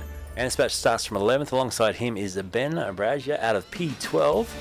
As we head down the grid to the next 12, Jesse Butler starts from 13th on the grid. Bajan from 14th with Macedo and Banks down in 16th place. Cairns, like you said, debuts P17 in the goal. Fantastic job. Lillis down in 18th place with Dawson and Courtney top 20. Hardy, O'Gorman, Mazoka down in 23rd with Dave Roberts starting alongside him in 24th on the grid. 25th on the grid with Betrill with Ryan alongside him. Barnes and Cirillo down in 28th place. It's Arthur and Nikoloff standing in 30th place tonight. Byrne and Simpson. Oh, Brad Wooten down in 33rd place. Long way back for him. Robbie Griffiths, Hanley and Gosler, your top 36. 37th on the grid is the one and only Darren Fay. Rob Bowden. Wow, Dave, you alluded to that. 38th on the grid. Lockie Capel standing by in the safety car with Trevor Leonard and Philip Sanders at the back of tonight's grid. Let's get set to go racing. But how about that? Rob Bowden. Well, I'll put him down for probably making up the most places in this race. He's going to have a big job ahead of him. That's a pretty safe bet. But I'm looking back there and going, why are cars pointed sideways? And then I've just realised the grid's going back around the corner and back through the chicane. Incredible. We look back further, you can just see we got this camera towards the back of the grid. Look at this. This is a monster grid here. Over 40 cars in the top split getting set to go racing in the top class here of what to me is the premium open wheeler Formula E series in Australia, F3A Season 12, powered by FRG. And a big thanks to all our sponsors, Racekraft, lovely stickers, Schots, and of course, we've got VRS on board. And that competition word tonight, champagne. Go and get your entry in and win yourself a $99 US package. It's that easy. All you got to do is put champagne in the box, the link's in the description, and we draw a winner on the last night. And if you love your sim racing and you want to get faster, VRS will help you do it. So make sure you go check that out. And support the sponsors that support the series. Lovely stickers. Dave, you've already told us they look great on your rig, and you can get them too with this code word, F3A Lovely. We're at the home of Lovely Stickers because they're a French company that support us in Australia, which is fantastic, and Magny-Cours in front. So it is their night tonight. Well, here we go. We're getting set for a start. About 5 seconds away until we get underway here. There's your grid. Some nerves at the front there. Benjamin Roberts off the second row. What's he thinking right now? Does he take some risks or does he just try and hang on and see how he goes? The revs rise. Oh, jump start at the front. Phil Worley's just jumped forward. Will he get penalised for that? He's definitely crept forward. Whether or not he stopped in time, he slots the start. Roberts gets straight towards the middle of the pack. We've got Smoke at the back as well. But the run down towards turn 1, I think Roberts is going to go up into P2 and he's challenging for the lead. Contact with the leader. And off into the bushes goes a couple of cars. Roberts leads, but controversy. Yeah, he's right in the middle of 3 Simrig cars there, and he's got a great start. But going down into turn 1, and I don't think Ben did anything wrong there, but yeah, it was just unfortunate. We'll come back and view a replay shortly. Will we go to a full course caution on the opening lap here? We're just waiting to listen in for race control. So far, we're still green. Racing here, Roberts out in front under all sorts of pressure from Wally, but we saw the jump start, and wow, Wally's wide as well. He's got to just get himself in check. Jack Mara made a great start up 2 spots. So did Rogers up 3. Back in the pack, they're jostling for position. It's so easy to tangle a wheel, and all of a sudden you're off in the weeds. So, wow, busy start to the race, but I think we've just now settled into a groove. So who was it that flew off the front of Ben there? It's Josh Fitt. Josh Fitt. Okay. And we got under investigation, and there it is, Benjamin Roberts and Josh Fitt. So we'll try and get you a replay as soon as we get a second of, well, there's just so much going on. We've got another dust up back in the pack. There's a car around there. Tiago, I think, facing the wrong way. He's off the circuit. And Batril, another one of them, and he's just come on the radio and said car not holding its brakes. So I wonder if Tiago might have released the brake there and caused an incident. Yeah, and Ben's boogieing out. He's got his head down and he's boogieing. Yeah, he's already a second clear of the field here, and he'll try and stretch this out. He won't, he won't hold back here. If he can break the backbone of these drivers and break their spirits early on, he will. Back in the pack, they're 2 by 2. Look at this, one of the tanked cars. Sorry, one of the Pace Syndicate cars. Will Ryan, that is, with one of the Area 51 SimSport cars going wheel to wheel. And behind them, you've got Asher Hanley and Rob Bowden already up 14 spots. We picked it early. Davey's already on the charge. Yeah, and he'll be smart. He'll make an early pit stop and try and get track position and get his way back up through, I'm sure. And also up there, Jack Mara's made a great start, but there's Paul Rogers up into 4th as well. He had a fantastic run last week into 3rd place, so great to see Paul back up there, right up at the front. He unfortunately got a little bit of penalty after the finish, and I think he ended up finishing officially 5th, but on the road he was 3rd last week, and he's doing it again this week. Great start. Incredible. So we'll have a quick look at this incident at the start of the race just to see if we can see what happened. So here's the get-go. You see Roberts, he pins it into the middle, and we might just see Roberts then goes back down the inside. Does Fitt turn in on him? Right there. Roberts couldn't really do anything else, could he? He was right on the edge of the track, and that's put Josh Fitt with a one-way ticket to the barrier. Oh, big hit in the wall as well. Yeah, that to me looked like it was just unfortunate. I don't think Josh realised Ben was quite that far up. Ben had his 2 inside wheel. We've had a big spin coming onto the start-finish line again. Yeah, Ben had his 2 inside wheels on the curb, and he just hasn't seen him there, I don't think. Yeah, big hit in the fence too, and he also got a little bit squirrely. You saw that as he came into the corner from Visor-Cam. You could just see the car squirrel slightly, and then unfortunately, that's race over. Well, it's not over. He'll get a tow back. He'll have a fast repair, and he'll be back out there. And if pace car comes out and he's a lap down, he'll be quickly back onto the lead lap. And he's not out of the race yet. He could easily pull a top 10 out of that still. Someone who, Caleb Dawson, out there at the moment, down in 35th place, giving us access to his webcam. And there he is on circuit right now. Dropped a few positions, 16 in fact off the start, but has taken a pit stop, so it's a little bit artificial that he is down that far. Quite a few drivers in this little pack, Trent Gossley, Daniel Byrne, they've all stopped. Tiago as well after that incident. He stopped. Damien Cairns on debut in gold. He's also stopped with an early bit of a hassle there. And Jack Mara just puts in the new fastest lap of the race, P3, only 1.6 off the lead now. Mate, I've got my second monitor stuck to Rob Bowden, and it's a ride right on the wild side coming through the field. He's up to P22 or 21 at the moment, I think he is. So yeah, he'll be one to watch, isn't he? So 19 spots into 19th. Wally and Brazier in the pits now. So and over the curb, Bowden. That was a bit wild. Don't throw it away. He was certainly right on the wild side. That certainly was. And Bailey Evans was off the circuit too. He's just come back on with dirt on his tyres. So this is what, 5 minutes in now. 45 minutes to go. No point throwing it away too early. That's Lillis upset on the radio there. Yeah, quite a bit of chatter on the radio. I think there's a few boys upset out there, but it'll calm down. So I'm not sure what he's upset about, but I think there was a few choice words said there, which we apologise to anyone that under the age of 18 that might have heard that and was offended. I laugh because I hear in my line of work, I hear kids under the age of 18 swearing all day, every day. I think they do it more than the old More than the old guys, yeah, that's it. Who are we offending these days? Right, it's Asher Henley's had a crash too, lap 4. I'm just seeing him drop down the order slightly. And Will Ryan's up 8 spots in this beautifully painted Pace Indica car now. 18th place for him in the 111. So he's on the move and chasing Rob Bowden, who's just in front of him. And Will Ryan just spattered off the track. Comes back on again. But Bowden in front, he's probably a good one to throw the tow hook out to and just go with him here. Next one up the road for them, Petrel, only a second and a bit up the road.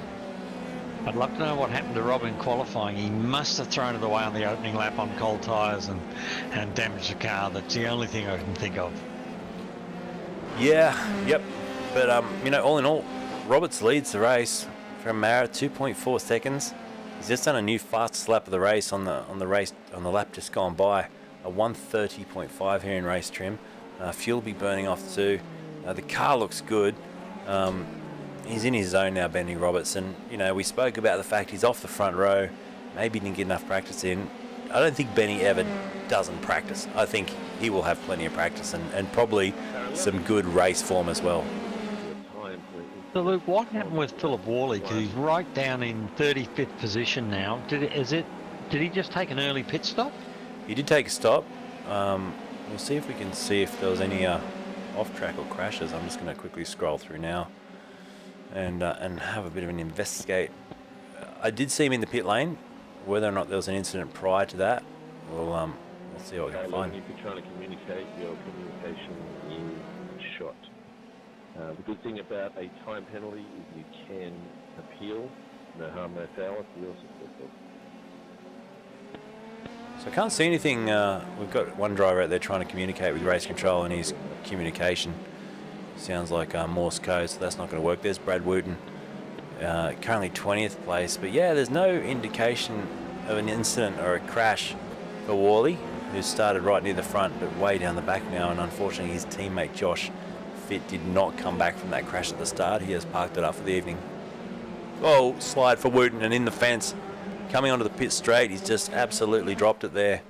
And he'll do a flick spin here. He's got to be careful he doesn't flick spin this into the line of traffic, which he gets away with that one. So, a bit another one caught out by those big curves, those last 2 big curves. It's a tricky little section of track, but the thing is, those 2 curves, they're there for everyone, not just some of them. Yep, that's it. Brad Wooten's had another spin. So Paul Rogers, who we're looking at now, has got Jimmy Glasspool right on his tail. So James, another of the Sim Rigs cars, tucks in, has a bit of a look, thinks the better of it, and pulls out. On my second monitor there, Rob Bowden now up to 17th, and he's dropped onto the back of Luke Fitt. So he's looking for a way by Luke in another of the Sim Rig cars. And just in front of him is Nick Bottrell. So he's joined the back of a bit of a queue here. It'll be interesting to watch and see how Rob goes getting through that pack. Well, there is Nick Bottrell, and he's got the guns out for Suns Out tonight. Well, Suns Out, Guns Out. And on your screen right now in that Dubby Area 51 Sim Sports car. So there's the battle you talked about. Right behind him, Luke Fitt, and then Rob Bowden.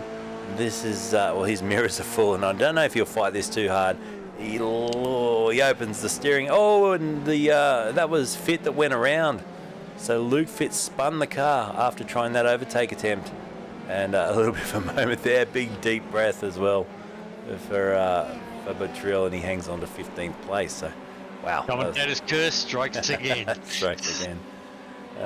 Scotty Bargen's in there as well. Where's he at the moment? Having a quick look. We've got a few of these guys. They don't get a heap of airtime for their cameras, but I do really appreciate it. I try and give them all a little bit of a shout. And Scotty currently sitting back in 20th place in the sister car. So we're looking at the teammates here. There is Scotty. He's got the cool beard, the cool headset. And currently sitting 20th place, dropped 6 positions. Hasn't stopped yet either, so there's a few drivers behind him that will leapfrog him once we do get to the pit stop phase. There he is, gives us a wave whilst concentrating on his driving. Good job. And thanks, Scotty, for giving us this access as well. It's really good. You know, we've probably got upwards of 8 or 9 cameras in this series at the moment, which is fantastic. Yeah, it's bloody good. I'm just looking here. Car in 13th place, car 37, Gustavo Cirillo. Now he's new to the series as well, and he's having a great run there, up in 13th. You know, he's knocking on the door of the top 10. Yeah, true. And the lap times are decent too. 31.3 last time around. Not far off his best for the race. He's currently chasing down Dave Roberts. Ahead of Dave is Jesse. And then you've got Alex Court, who's, there's 3 or 4 cars here in close quarters that he could easily take if he continues this pace. Alex Court's webcam, unfortunately, looks like it has frozen as well, which we'll get that under frozen in a second. Get him back. But, yeah. There's Alex on your screen right now. So good to see him having a good run inside the top 10, up 10 positions as well. So decent effort for Alex. And unfortunately, his camera keeps freezing. A lot of the time that's due to, obviously, we want our racing to be prioritising the bandwidth and not giving their webcam priority. Because in sim racing, it is important to have good internet access. Yeah, you need a good solid connection, and then that allows you to have a lot less incidents where the cars have got overlap or don't actually hit each other and have an accident from 3 feet apart. I mean, the quality of connection, that's why we run Australia and New Zealand cars only. If you're outside of Australia and New Zealand, unfortunately you can't run an F3A. It's only for locals, and the reason that's done is because of the bandwidth and the quality of connection. That's true. So a couple of shout outs. Hyper Cupcake 110 on Twitch saying hi, hello. And Lockie Taylor says, what the heck happened to my voice on my interview? I swear I don't normally sound like I've been sucking down on helium. Lol. So it was great to hear your voice, mate, and hopefully we hear you plenty more times on the podium in the near future. So we wrap it in 12 minutes into this race now. It's still a long way to go, isn't it? We've yet to see a safety car, which sort of surprises me. I thought we would have had a big one by now, although just I said that, Nikolov spins the car around. Yeah, but I think they're behaving themselves after last week's disgrace.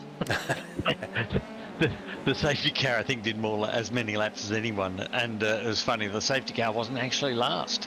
So I think this week they've smartened up a bit. It is a long way. Take your time. Don't get too excited. Take your time and let the race come to you.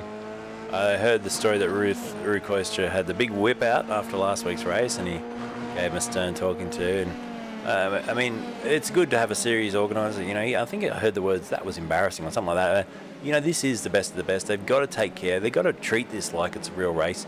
There were some pretty ordinary decisions made from the cockpit last week, which saw some huge accidents. But tonight we've seen all that rectified, and we're seeing Lillis and Anspach have a great little run here in 8th and 9th place. Anspach is up 2. Harrison's up 10 spots in this race to 8th. So he's the one we're focusing on right now for Fastlane Esports. And he's doing really well. It's good to see him inside that top 10. Just off and hit the fence. So Rob got himself up to 14th, and he backs in the fence. I think he might. A lot of damage. I think he's bent the front right-hand wheel. Whether he can get it back, he's going to try and limp it back to the pits. I think he's in trouble. Yeah, it's broken, and he might just try and get that out of the way. It's not steering to the right, is it? That's broken. Yeah. Oh, here we very go. Broken. He's now got a bit of right-hand lock, but it won't steer right. No, he's going to have to take a tow. So now, is this in a position for a safety car? Tow. No, it's not. It's well off the road. That's very unfortunate. He just lost it through that last. There's a little right-left flick before you come up to that last hairpin, and he's just lost it. The car's got loose in the rear and just speared him across the road and the fence. Here it is, the replay of Bowden.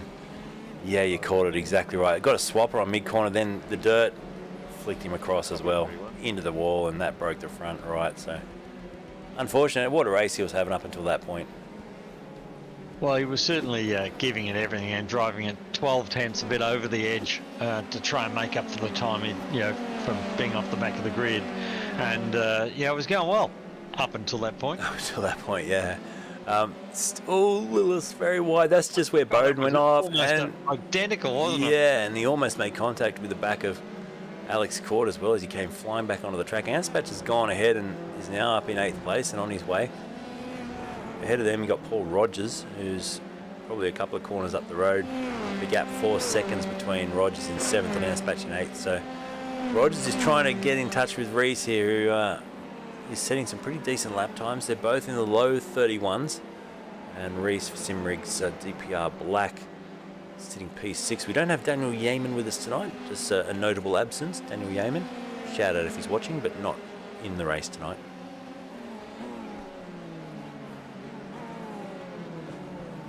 Spike just said, when are you going to come and have a drive of my F3, Luke? Now there's a... There's an offer you can't say no to. I think I need you to witness that one, Dave. I might screenshot that as well. Mate, I would love to have a drive. I don't think I would fit in it though. That's the big problem. I think I'm too tall and maybe a little bit wide in the mid region. I have to cut down on the snacks. 6'2", getting into an F3 car, do you reckon? Ooh, you might be struggling a bit. I don't think I've ever sat in a small Formula car like that. I think once I get in, I'd be not getting out again. It is a special experience, so you've got to try it. Yeah, I would love to. You said lube the chassis and use an engine crane. Lube the chassis and use an engine crane. That's very offensive. But that would get me in though. Yeah, and get you out. Get me out as well. Oh, that's good. That's gold. I'll take him up on that. We'll see if we can get at least a photo of me jammed into the car at some point. And yeah, I might end up there. Might have to bury me in it.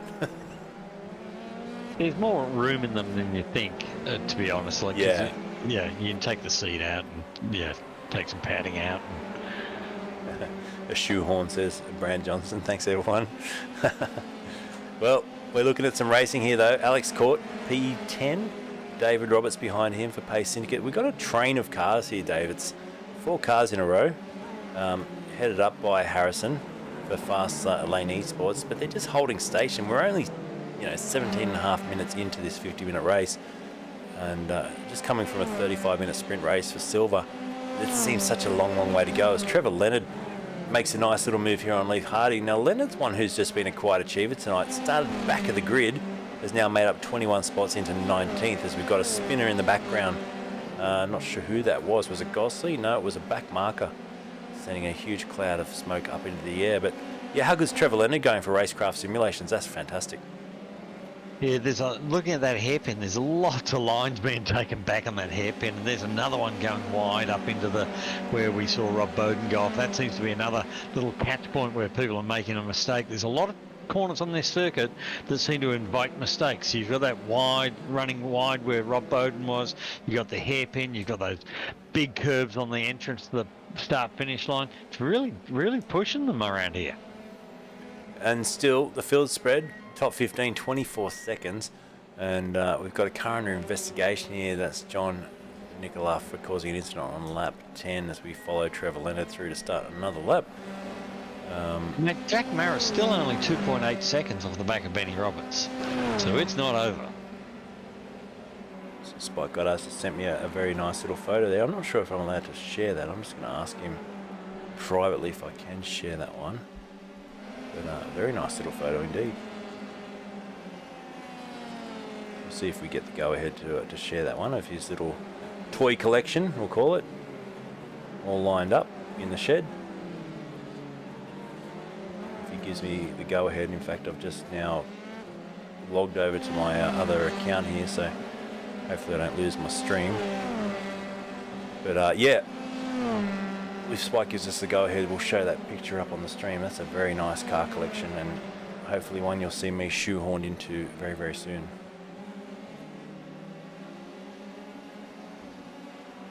If they can't get you out, you'll have to own it. Oh, I'm happy to own it. Yeah, Roberts. Oh man, Roberts just took all of the chicane then. That was a big hit. Should he be taking that sort of risk? 3 Ks. Oh, I'd be worried about damaging the car, wouldn't you? Yeah, that's a big curb, and it's easy to bend a suspension, break a suspension, bend a wing. It's and top end speed, I feel, and tell me if I'm wrong, I feel like if you do bang the floor of these cars, you tend to lose a bit of speed as well, straight line speed. Yeah, I think so. Is that an iRacing thing or is that a real world thing? Yeah, I think it is. What is a general damage thing from iRacing? You get damaged, sometimes you just lose a kilometre to an hour top end speed, and you can see there that Jack Marrow's just in the background of that. So if he's looking after the car, I'd be looking after the car. If I saw Ben jumping those curbs like that, I'd be going, well, I'm not going to, and I'm going to see if I can come out without some damage and see if he can cop some. Yeah, it's Marrow. He'll be watching the time. He's got, you know, still 30 minutes to go, half an hour of racing. He'll just be watching that relative go up and down, and it's so easy to get disheartened when you lose a couple of tenths. You know, you spin the tyres and you see it go out to 3.2, then it's 3.4. But if he can just chip away, get that back under, you know, his first goal will be to get it back under 2 seconds. Oh, sorry, under 3 seconds into the 2s, and then obviously chip away towards the 1s. And once you start picking up that toe, what's the distance? Probably about, what, a second and a half you start to feel the effects of the toe, or more in these cars? Oh, probably about a second you start to get the toe. Now, I'm just looking at Ben's last lap was a 30.8 and Jack Marrow's was a 31 dead. So Ben's just a couple of tenths ahead of him, but he's taken a big risk to pull those couple of tenths. Yeah. And close once again. Luke Fitt here, who's chasing down Adam Simpson, Fishy Motorsports car, as we do have someone in the pits. It's Nick Petrell in the pits. And locks a brake there as well, Adam Simpson. But Riso Gorman's had a spin and keeps it going, which is good.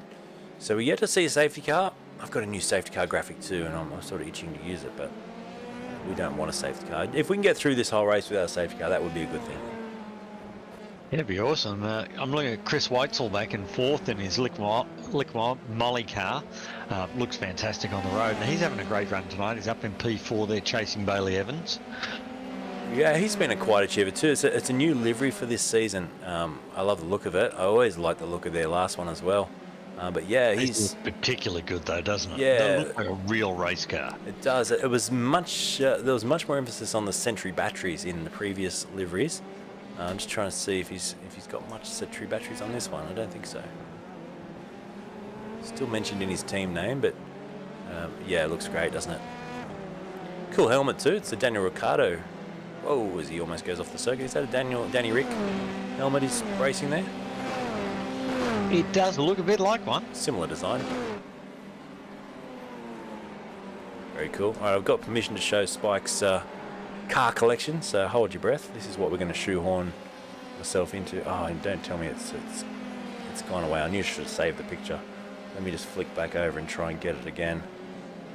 It always worries me. Facebook these days, they've made it so you can't have both your accounts open at once. You've got to have you know, one or the other. So I've got to flick back to my personal one. Now I'll flick back to Race Stars TV. So I'm just talking you all through this, but whilst we're doing that, Benjamin Roberts out in front, and here's this mega collection of cars up on your screen now. Check this out.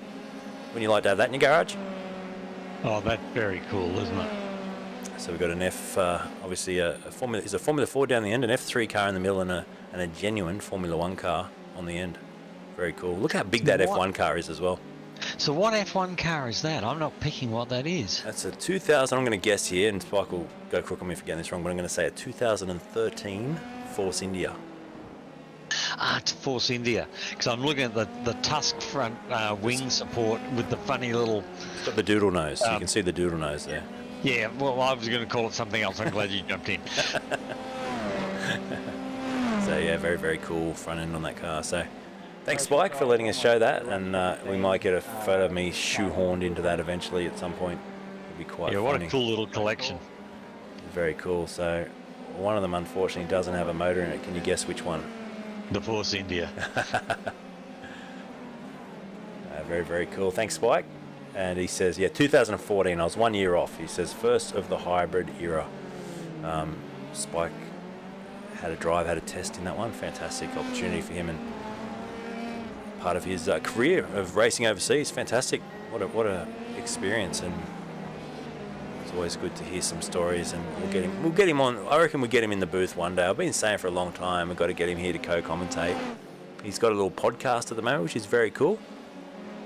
Might try and get a link for that, but he's doing a podcast with Home Built by Jeff. A lot of people would know Jeff, another guy from around this area. So yeah, very good. Back to the racing, Dave. How are we going? Halfway point of this race tonight. Benjamin Roberts got the lead out to 4 seconds. Yeah, he's just managed to pull a little bit more time on Jack, but we've got a pit stop still to go too. And I'm not seeing any safety cars, so I don't think anybody's going through tonight without a fuel stop. Yep. Shoda said if you partition your computer, you can have more than 2 Facebook accounts open at one time. Yeah, it's not to do with that. It's just to do with one browser. Having 2 open, you can't have 2 Facebook accounts. Well, it's not 2 Facebook accounts. It's having a business account, which is Racestars TV, and your personal account open at the same time. They either pick one or the other now, which is annoying as hell. Alex Court, just watching his time here with Reese and Gus behind him. They're still in this train. I'm sure you spoke about this train about 15 minutes ago, and it's still going. Yep, that train is still on the rails. It's become hard to follow that closely, or within a second of the car in front, lap after lap. You sort of be mesmerised by the car in front? Yeah, they sort of get in the groove, and they're not really able to threaten or pass. They're just sitting there, following the guy in front, waiting for mistakes. Yeah, there's a few little battles. I'm trying to find this one here between Rhys O'Gorman and Ben Brazier down in 30th place. So even way down the order here, they're still fighting. They're not giving up at the back. Damien Cairns, who's on my radar, he's down in 32nd. You can just see him creeping into shot there. So he's probably thinking, oh, I should have been a lot higher. But he has made a pit stop. Remember, the top 15 yet to make their pit stop. There's an interesting penalty. As we get the shackers, nice to see. Asher Henley gets in, ignoring blue flags on lap 17. Ooh. I let him buy what I could. I love that. Typical race driver, yeah. We'll just flick back to that battle we're just watching there. This is the Daniel Bryan and Jesse Butler. But I was talking in a different broadcast the other night about the fact they don't have local yellows, or was it this one last week? No local yellows in iRacing, which I think is something they really need to get. Yeah, it'd be good to see some local yellows, and there's quite a few things that iRacing can improve. But mate, they're doing a great job. There's nothing else out there that really works the way that this does. Yes, it's got some shortcomings, but so is everything. I think as a package, iRacing is really the premier. We'd like a little bit more control over things like pace cars and yellow flags and all sorts of things. But it'll come. It'll come with time. It will, and Alex Court just got mugged there. 2-for-1 deal as Reese and Gus went straight past him on the inside. And they're pushing hard. That was a good little overtake too.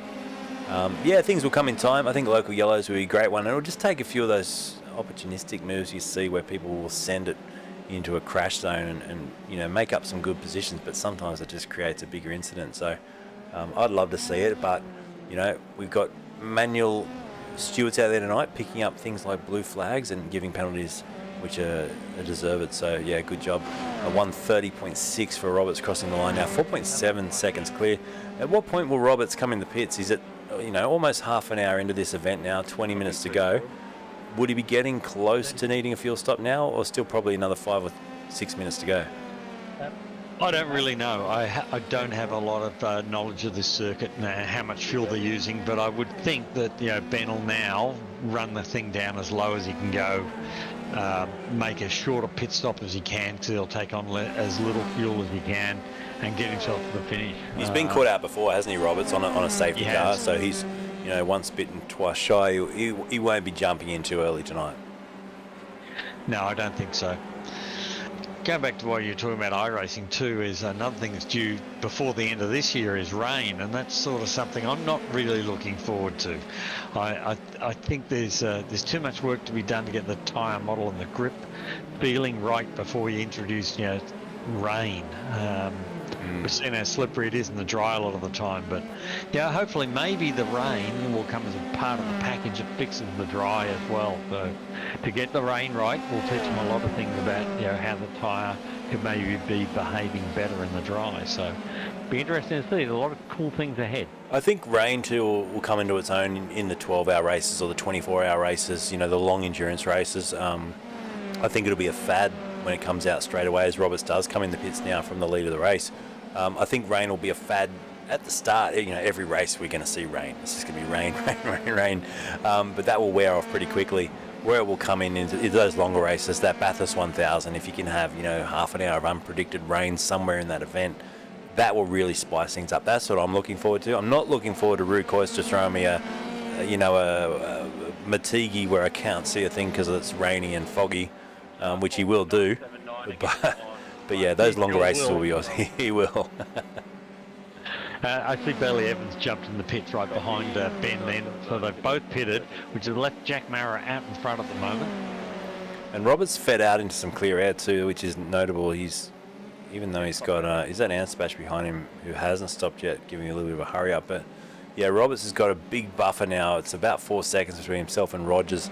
So he can put the pedal to the metal. Now, you said last week, I think, they don't take tyres. Is that right? They just stay on one set of tyres? No, they're all staying on the same tyres. Yep, so 50 minutes out of one set of tyres. And the problem is, if they change the tyres, it takes them 3 laps to get them warm again. They lose too much time. Yep. So that's the problem, is the warm-up phase. There's Alex caught around the wrong way again. The warm-up phase, it destroys the advantage that you get. So. And, someone like Roberts, he's got quite a gap back to, a couple of the other competitors, Magetz, and I think it was, 4 seconds when he came in the pits. Is it not worth at some point taking that risk, though? You think, right, I might lose 3 seconds. That's the gap I've got to the drive behind. But then I'm going to absolutely smoke him in the last 20 minutes of this race. Oh, hang on. We might have a safety car here. We got 2 cars dancing with the stars in the gravel trap, and they've both gotten away. Just when I got excited for a safety car, both cars, one of them being Nick Petrill and the other trying to pick up who it was off the track. But so do you think coming back at the end of the race and smoking them because you've put on these fresh tyres isn't an advantage as well? I don't think you really smoke them. Once the tyres get hot, they're sort of, these cars are light. They don't really wear tyres like a big touring car or a big GT car. Right. And they're very light on the tyres. We're only talking about an hour's running. Yep.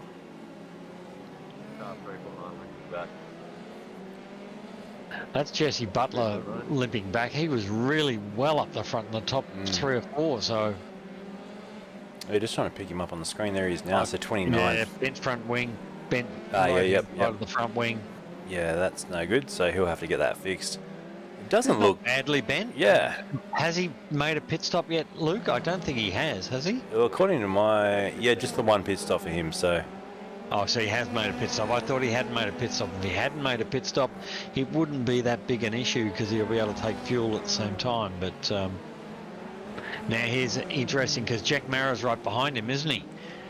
Yeah, Mara's in the pits now as well. So Mara's in. Roberts will go through to retake the lead. I think it's a 13-second margin as we watch this battle further down between Gosling and Barton. So this is done in 18th and 19th. Yeah, so Jack Mara got balked on the way into the pits there by the limping car of Jesse Butler. So that will have lost him a bit of time in the pit lane. Can he hang on to second place when he comes out? Well, Bailey Evans is just behind him on the racetrack. There's Marrett, there's Bailey Evans, and Bailey Evans on the charge now will try and get on after him, but that means everyone now except for Trevor Leonard has stopped, and Trevor Leonard, we saw him back row of the grid. Now he's in 8th position. So that to me is one of the drives of the day. He'll have a pit stop still. It'll still bring him, I think, in out and about 18th place. So what a drive to get from the back. If he ends up around 18th or better, he should hold his head high with that one. Yeah, so now I'm trying to look at the distance between Ben and Jack Mara, and it looks to be 5-6 seconds. About 6 seconds it is. So he got balked on the way in. He probably he would have lost a good second without a problem, possibly more. And they're still only 6 seconds apart. So yeah. A couple of comments too from Steve Cassidis. He says, I certainly took tyres last week, not good. And also he says, poor Bowden, no safety cars this week to catch up. And yeah, it's been so far, green flag race in both of our silver and gold tonight. We're still 15 minutes to go, so you never know. But hey, Philip Worley, I just quickly saw something flash up on the timing screen. New fastest lap of the race, a 1:30.48, back in 26th place. So what could have been for this man on your screen right now? Yeah, I still don't know what actually happened to put him back there, but obviously something. He must have come together with somebody or slipped into a wall or something, because he's put himself a long way down. He's certainly faster than 26th on the road. He might have hit a wally.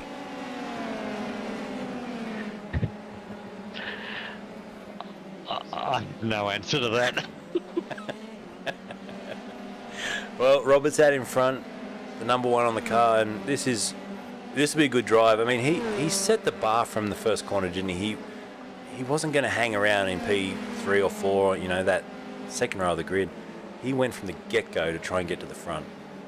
Yeah, he made a fantastic start. Great start, and it made all the difference. But you take the top half, there's thousandths of a second between them.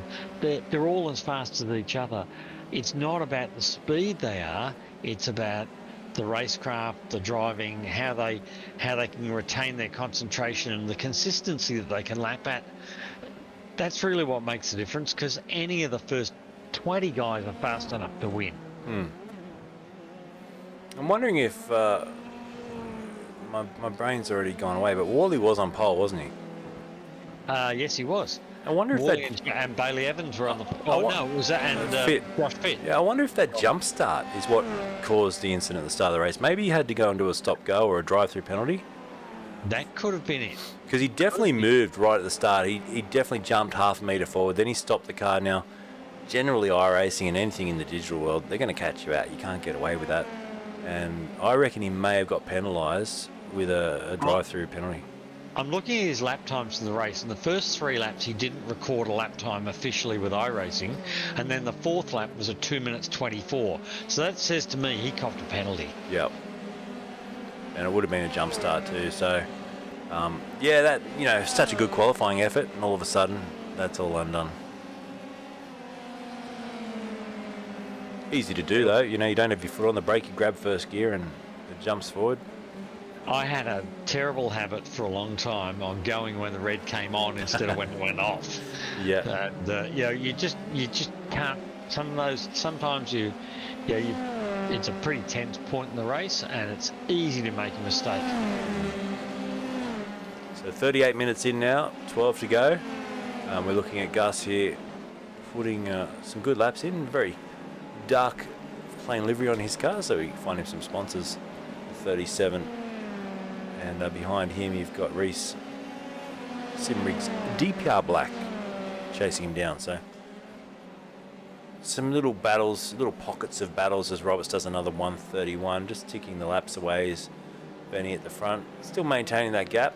It's 6.4 seconds. There he is. Back to Jack Marra. Goes through turn 1, flat chat in the number 3 car.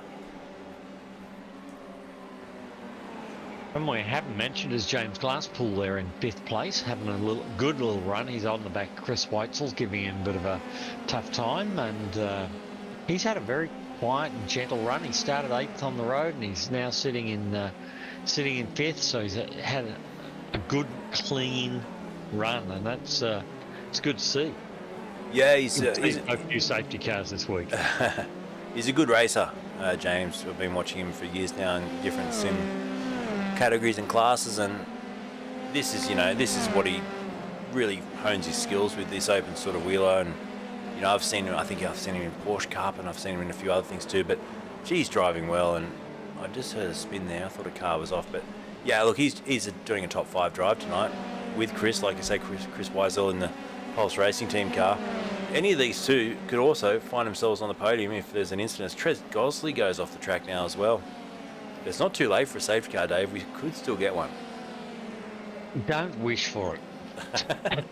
Now, also, Luke, last week we were watching Paul Rogers, and he had the beautiful old Brawn GP livery on. This week he's got a new livery on his car. Let's have a look. Beautiful. Let's have Black a look. And blue. Look at that.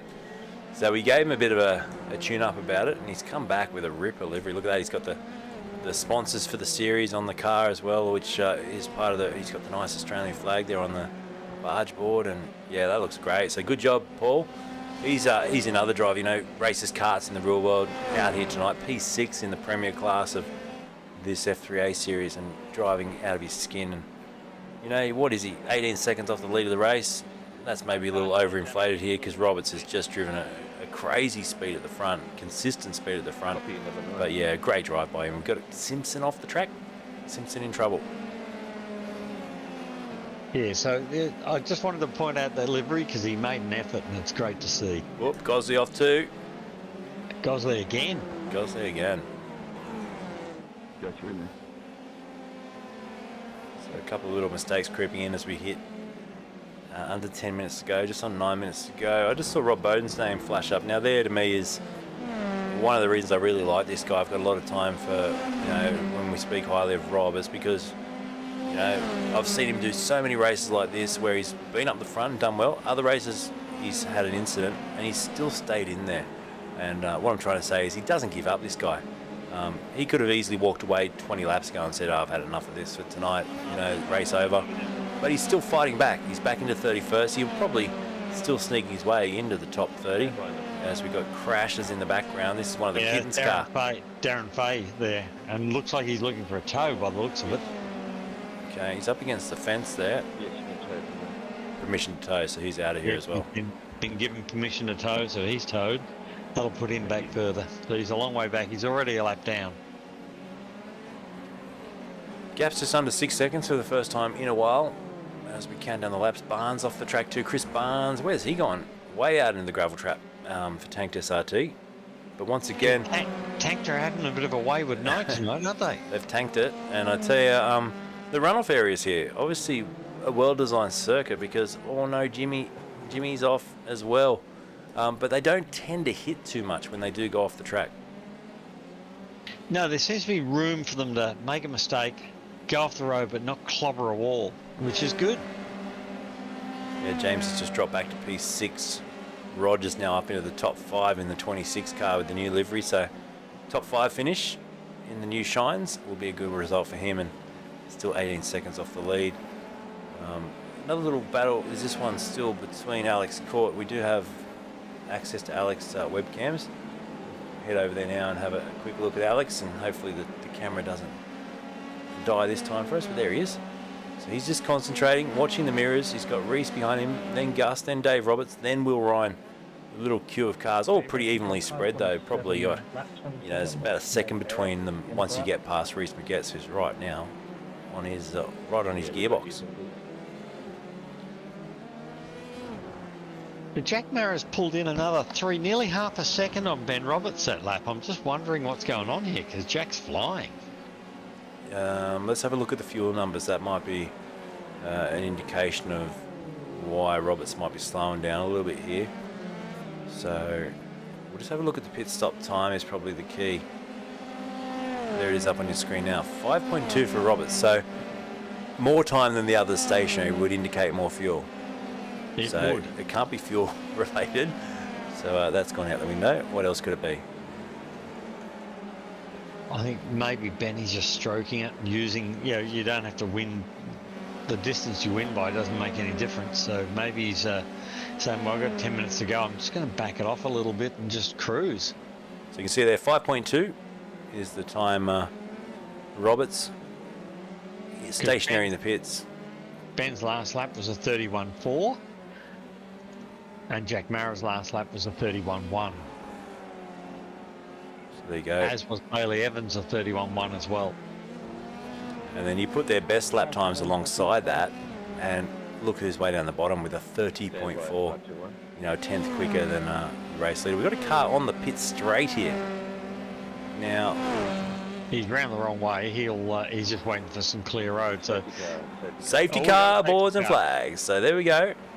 It's taken us till near the end, but we do have a safety car. So, well, lap 30, 44 minutes in. Hopefully it's a short one. It's going to be a real short safety car to try and condense this up and get it running again before we finish the race. But what this does is throws all the pressure back on Benjamin Roberts. He had a 6-second lead. That will now be 0. He'll have Jack Mara right on his tail and ready to run for the last part of this race. Yeah, but the boys in racing control will be all over this like a rash, trying to pull this together, close them all up, get the lap cars unlapped, and get back to green as fast as they can, because what have we got left? 5 minutes, less than 5 minutes. So I tell you what, could we finish our first F3 race under caution? I don't think that's possible. Rue wouldn't let it happen. Well, they might. They'll be lucky to get one lap behind the safety car He here. may not give them wave rounds. He may not do wave throughs. Yep, so maybe a 1 lap dash at the end. Now, Mara's backed off here. It's back to 7 seconds, that gap. He needs to get a wriggle on and catch the field, yeah? Well, it doesn't really matter. They've got to go behind the safety car, and then they'll back up. They'll bank up. There's no point in,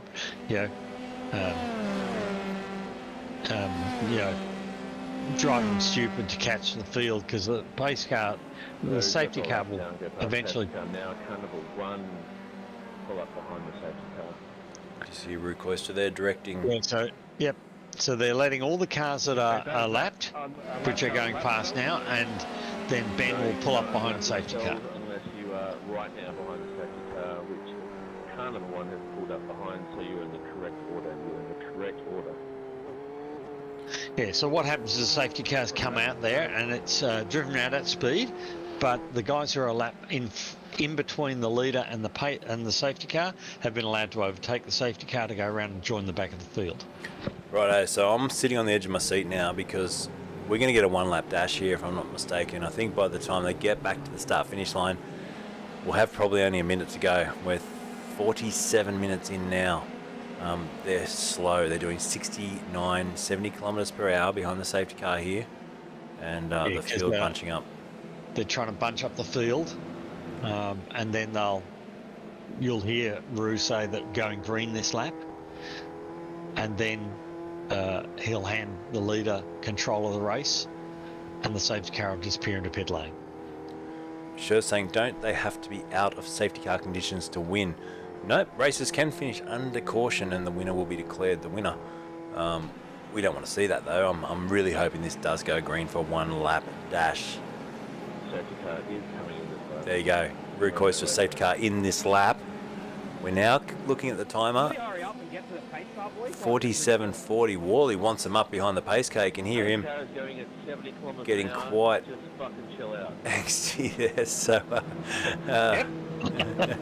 they're being told to chill out. So the safety car is 70 k's an hour. They should be able to catch up pretty quickly. Look at the field, the big stake of cars. They're all banked up. They're fine. Yeah. So, oh man, I'm on the edge of my seat. Like I said, this is going to be a mega lap. Can Jack Mara rip off an upset here and get past Roberts? He will throw everything at him.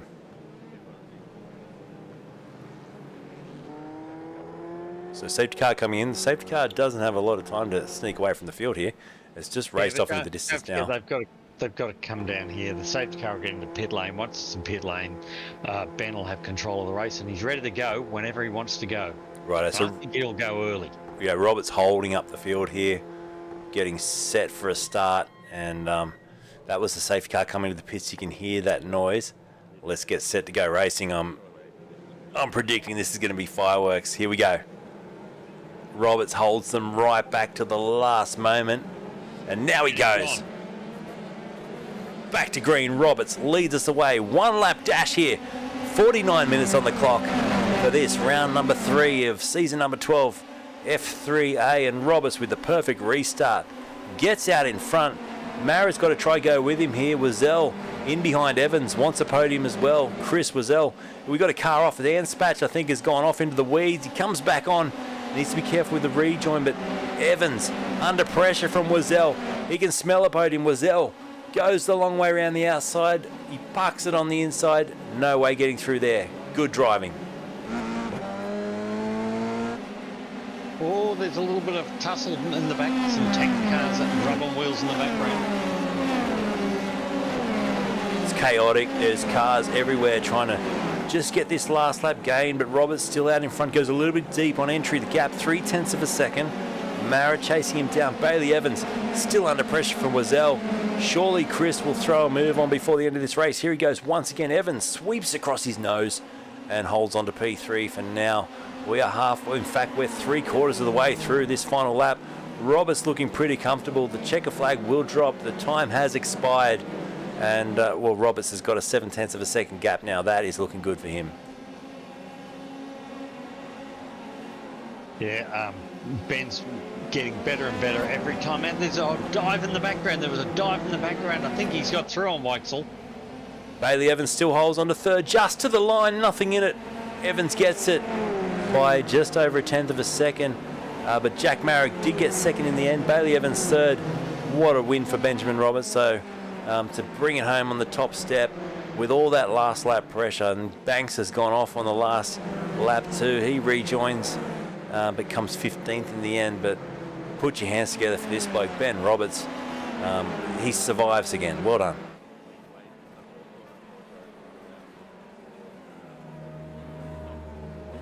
So we'll get some results up shortly. We'll wrap it all up here, and a big thanks again to my co-pilot David Roberts in the booth with me. We'll talk to Rue Koister tonight. We'll talk to the top three, and if you got any comments, chuck them in the chat now, because that was a fantastic finish. And Benjamin Roberts, he's led this race. To me, like I said before, he put the pressure on at the start of the race, and what we might do is go back and have a quick look at that whilst we're waiting for these drivers. So here's a replay. Start of this race. Give it a second here. Now watch the little jump start left of your screen. There it was there. That movement, I think, is what has cost that driver a chance of winning this race tonight. Now watch Roberts in the slow-mo. Perfect jump. No wheel spin. Gets it off the line. Faces straight towards the middle of the field. And he goes, right, that's it. I'm taking this race by the scruff of the neck, and I'm going to take a win. And like I said from the outset, he didn't hang back on the second row. He didn't hang back at all. He's gone for it. And obviously there's a little bit of a question mark on this opening lap incident. He got alongside at this point. There was a bit of movement from the car on the inside. And then just watch this as they get together and there's a pinch point. Roberts, I think, was far enough up the inside. Had nowhere to go, really. Fit went across the front of him and contact. But Dave, what's your thoughts on that, mate? That's a mega start to the race.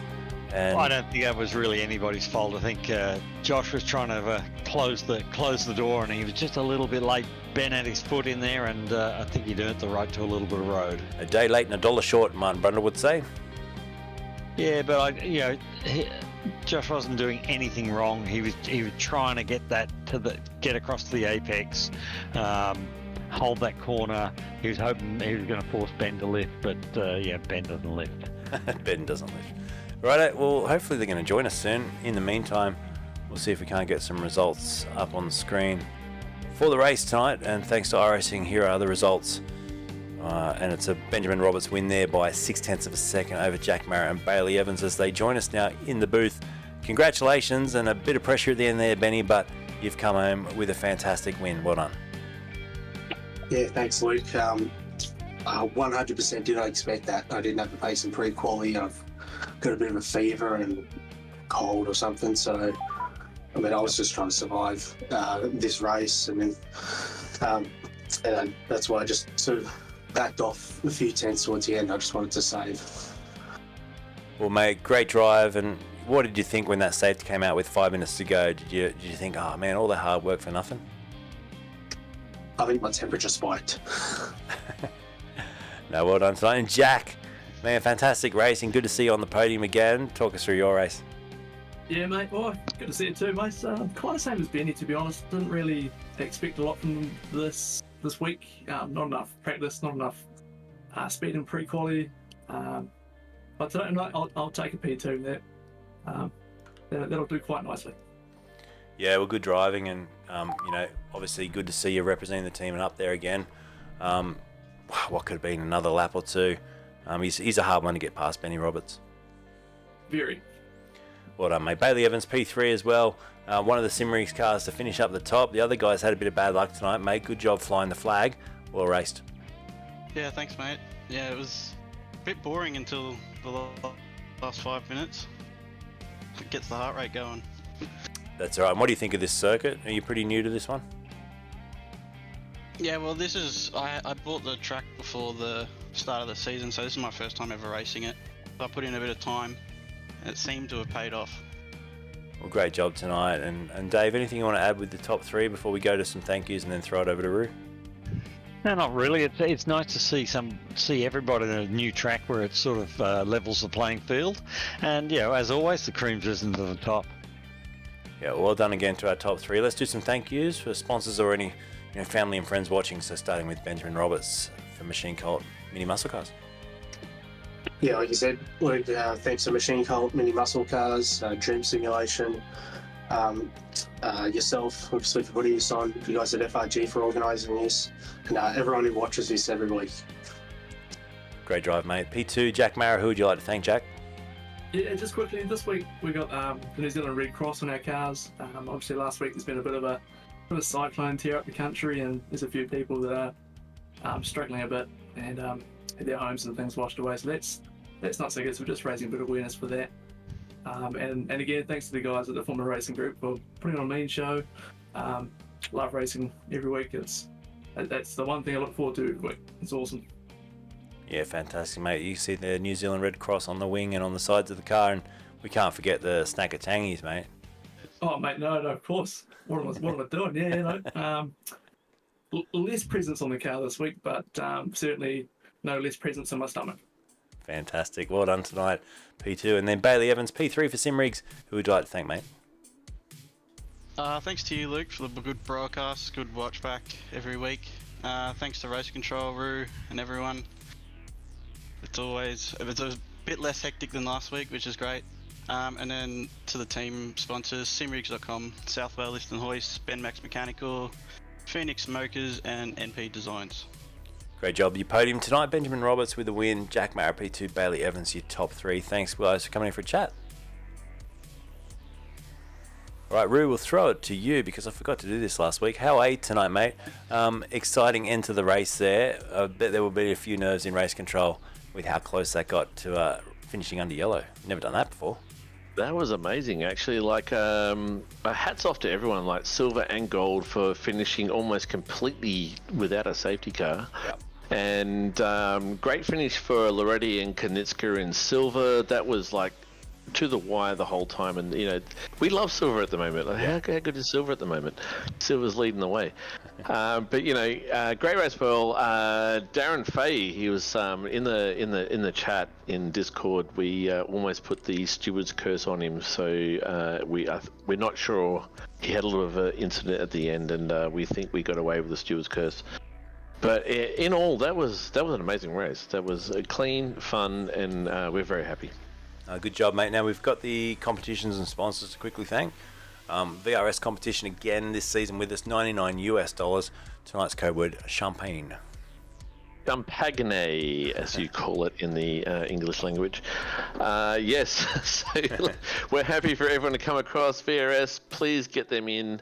It doesn't take much. Just put your name and champagne, and you might win something. Schots, of course, coming in. They're amazing.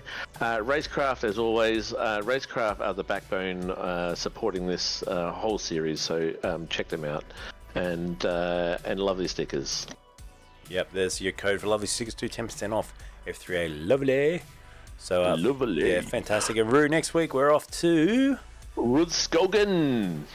Okay. So, with iRacing, the lowest we can go with the temperature is 18 degrees. I looked the temperature for Rudskogen. I think it was 3 or 4 in the minus. So, we'll just put all the bars to the left and let you race in the coldest possible conditions for iRacing. Will let you race, and we're off to the Scandinavian area. Which is a free track on iRacing too, because I was looking everywhere to buy it the other night when I was buying this track, and I was thinking I better buy that one as well. And I realised it's a freebie, so that's fantastic. We should have a full house next week. Absolutely, mate. You don't have to buy it, but you do have to suffer the undulating track that is Rudskogen. It is unrelenting. There is no rest at all, and I think everyone that races will be sweating. I think anyone that's racing that has a fan handy, have that fan on them, because it's not going to be easy. Mega job tonight. Thanks, Roo, and big thanks to David Roberts as well, keeping me company for a couple of hours on a Tuesday night. Couldn't do it without you, mate, to be honest with you. It's fantastic. It's such a good addition for this series, so thank you.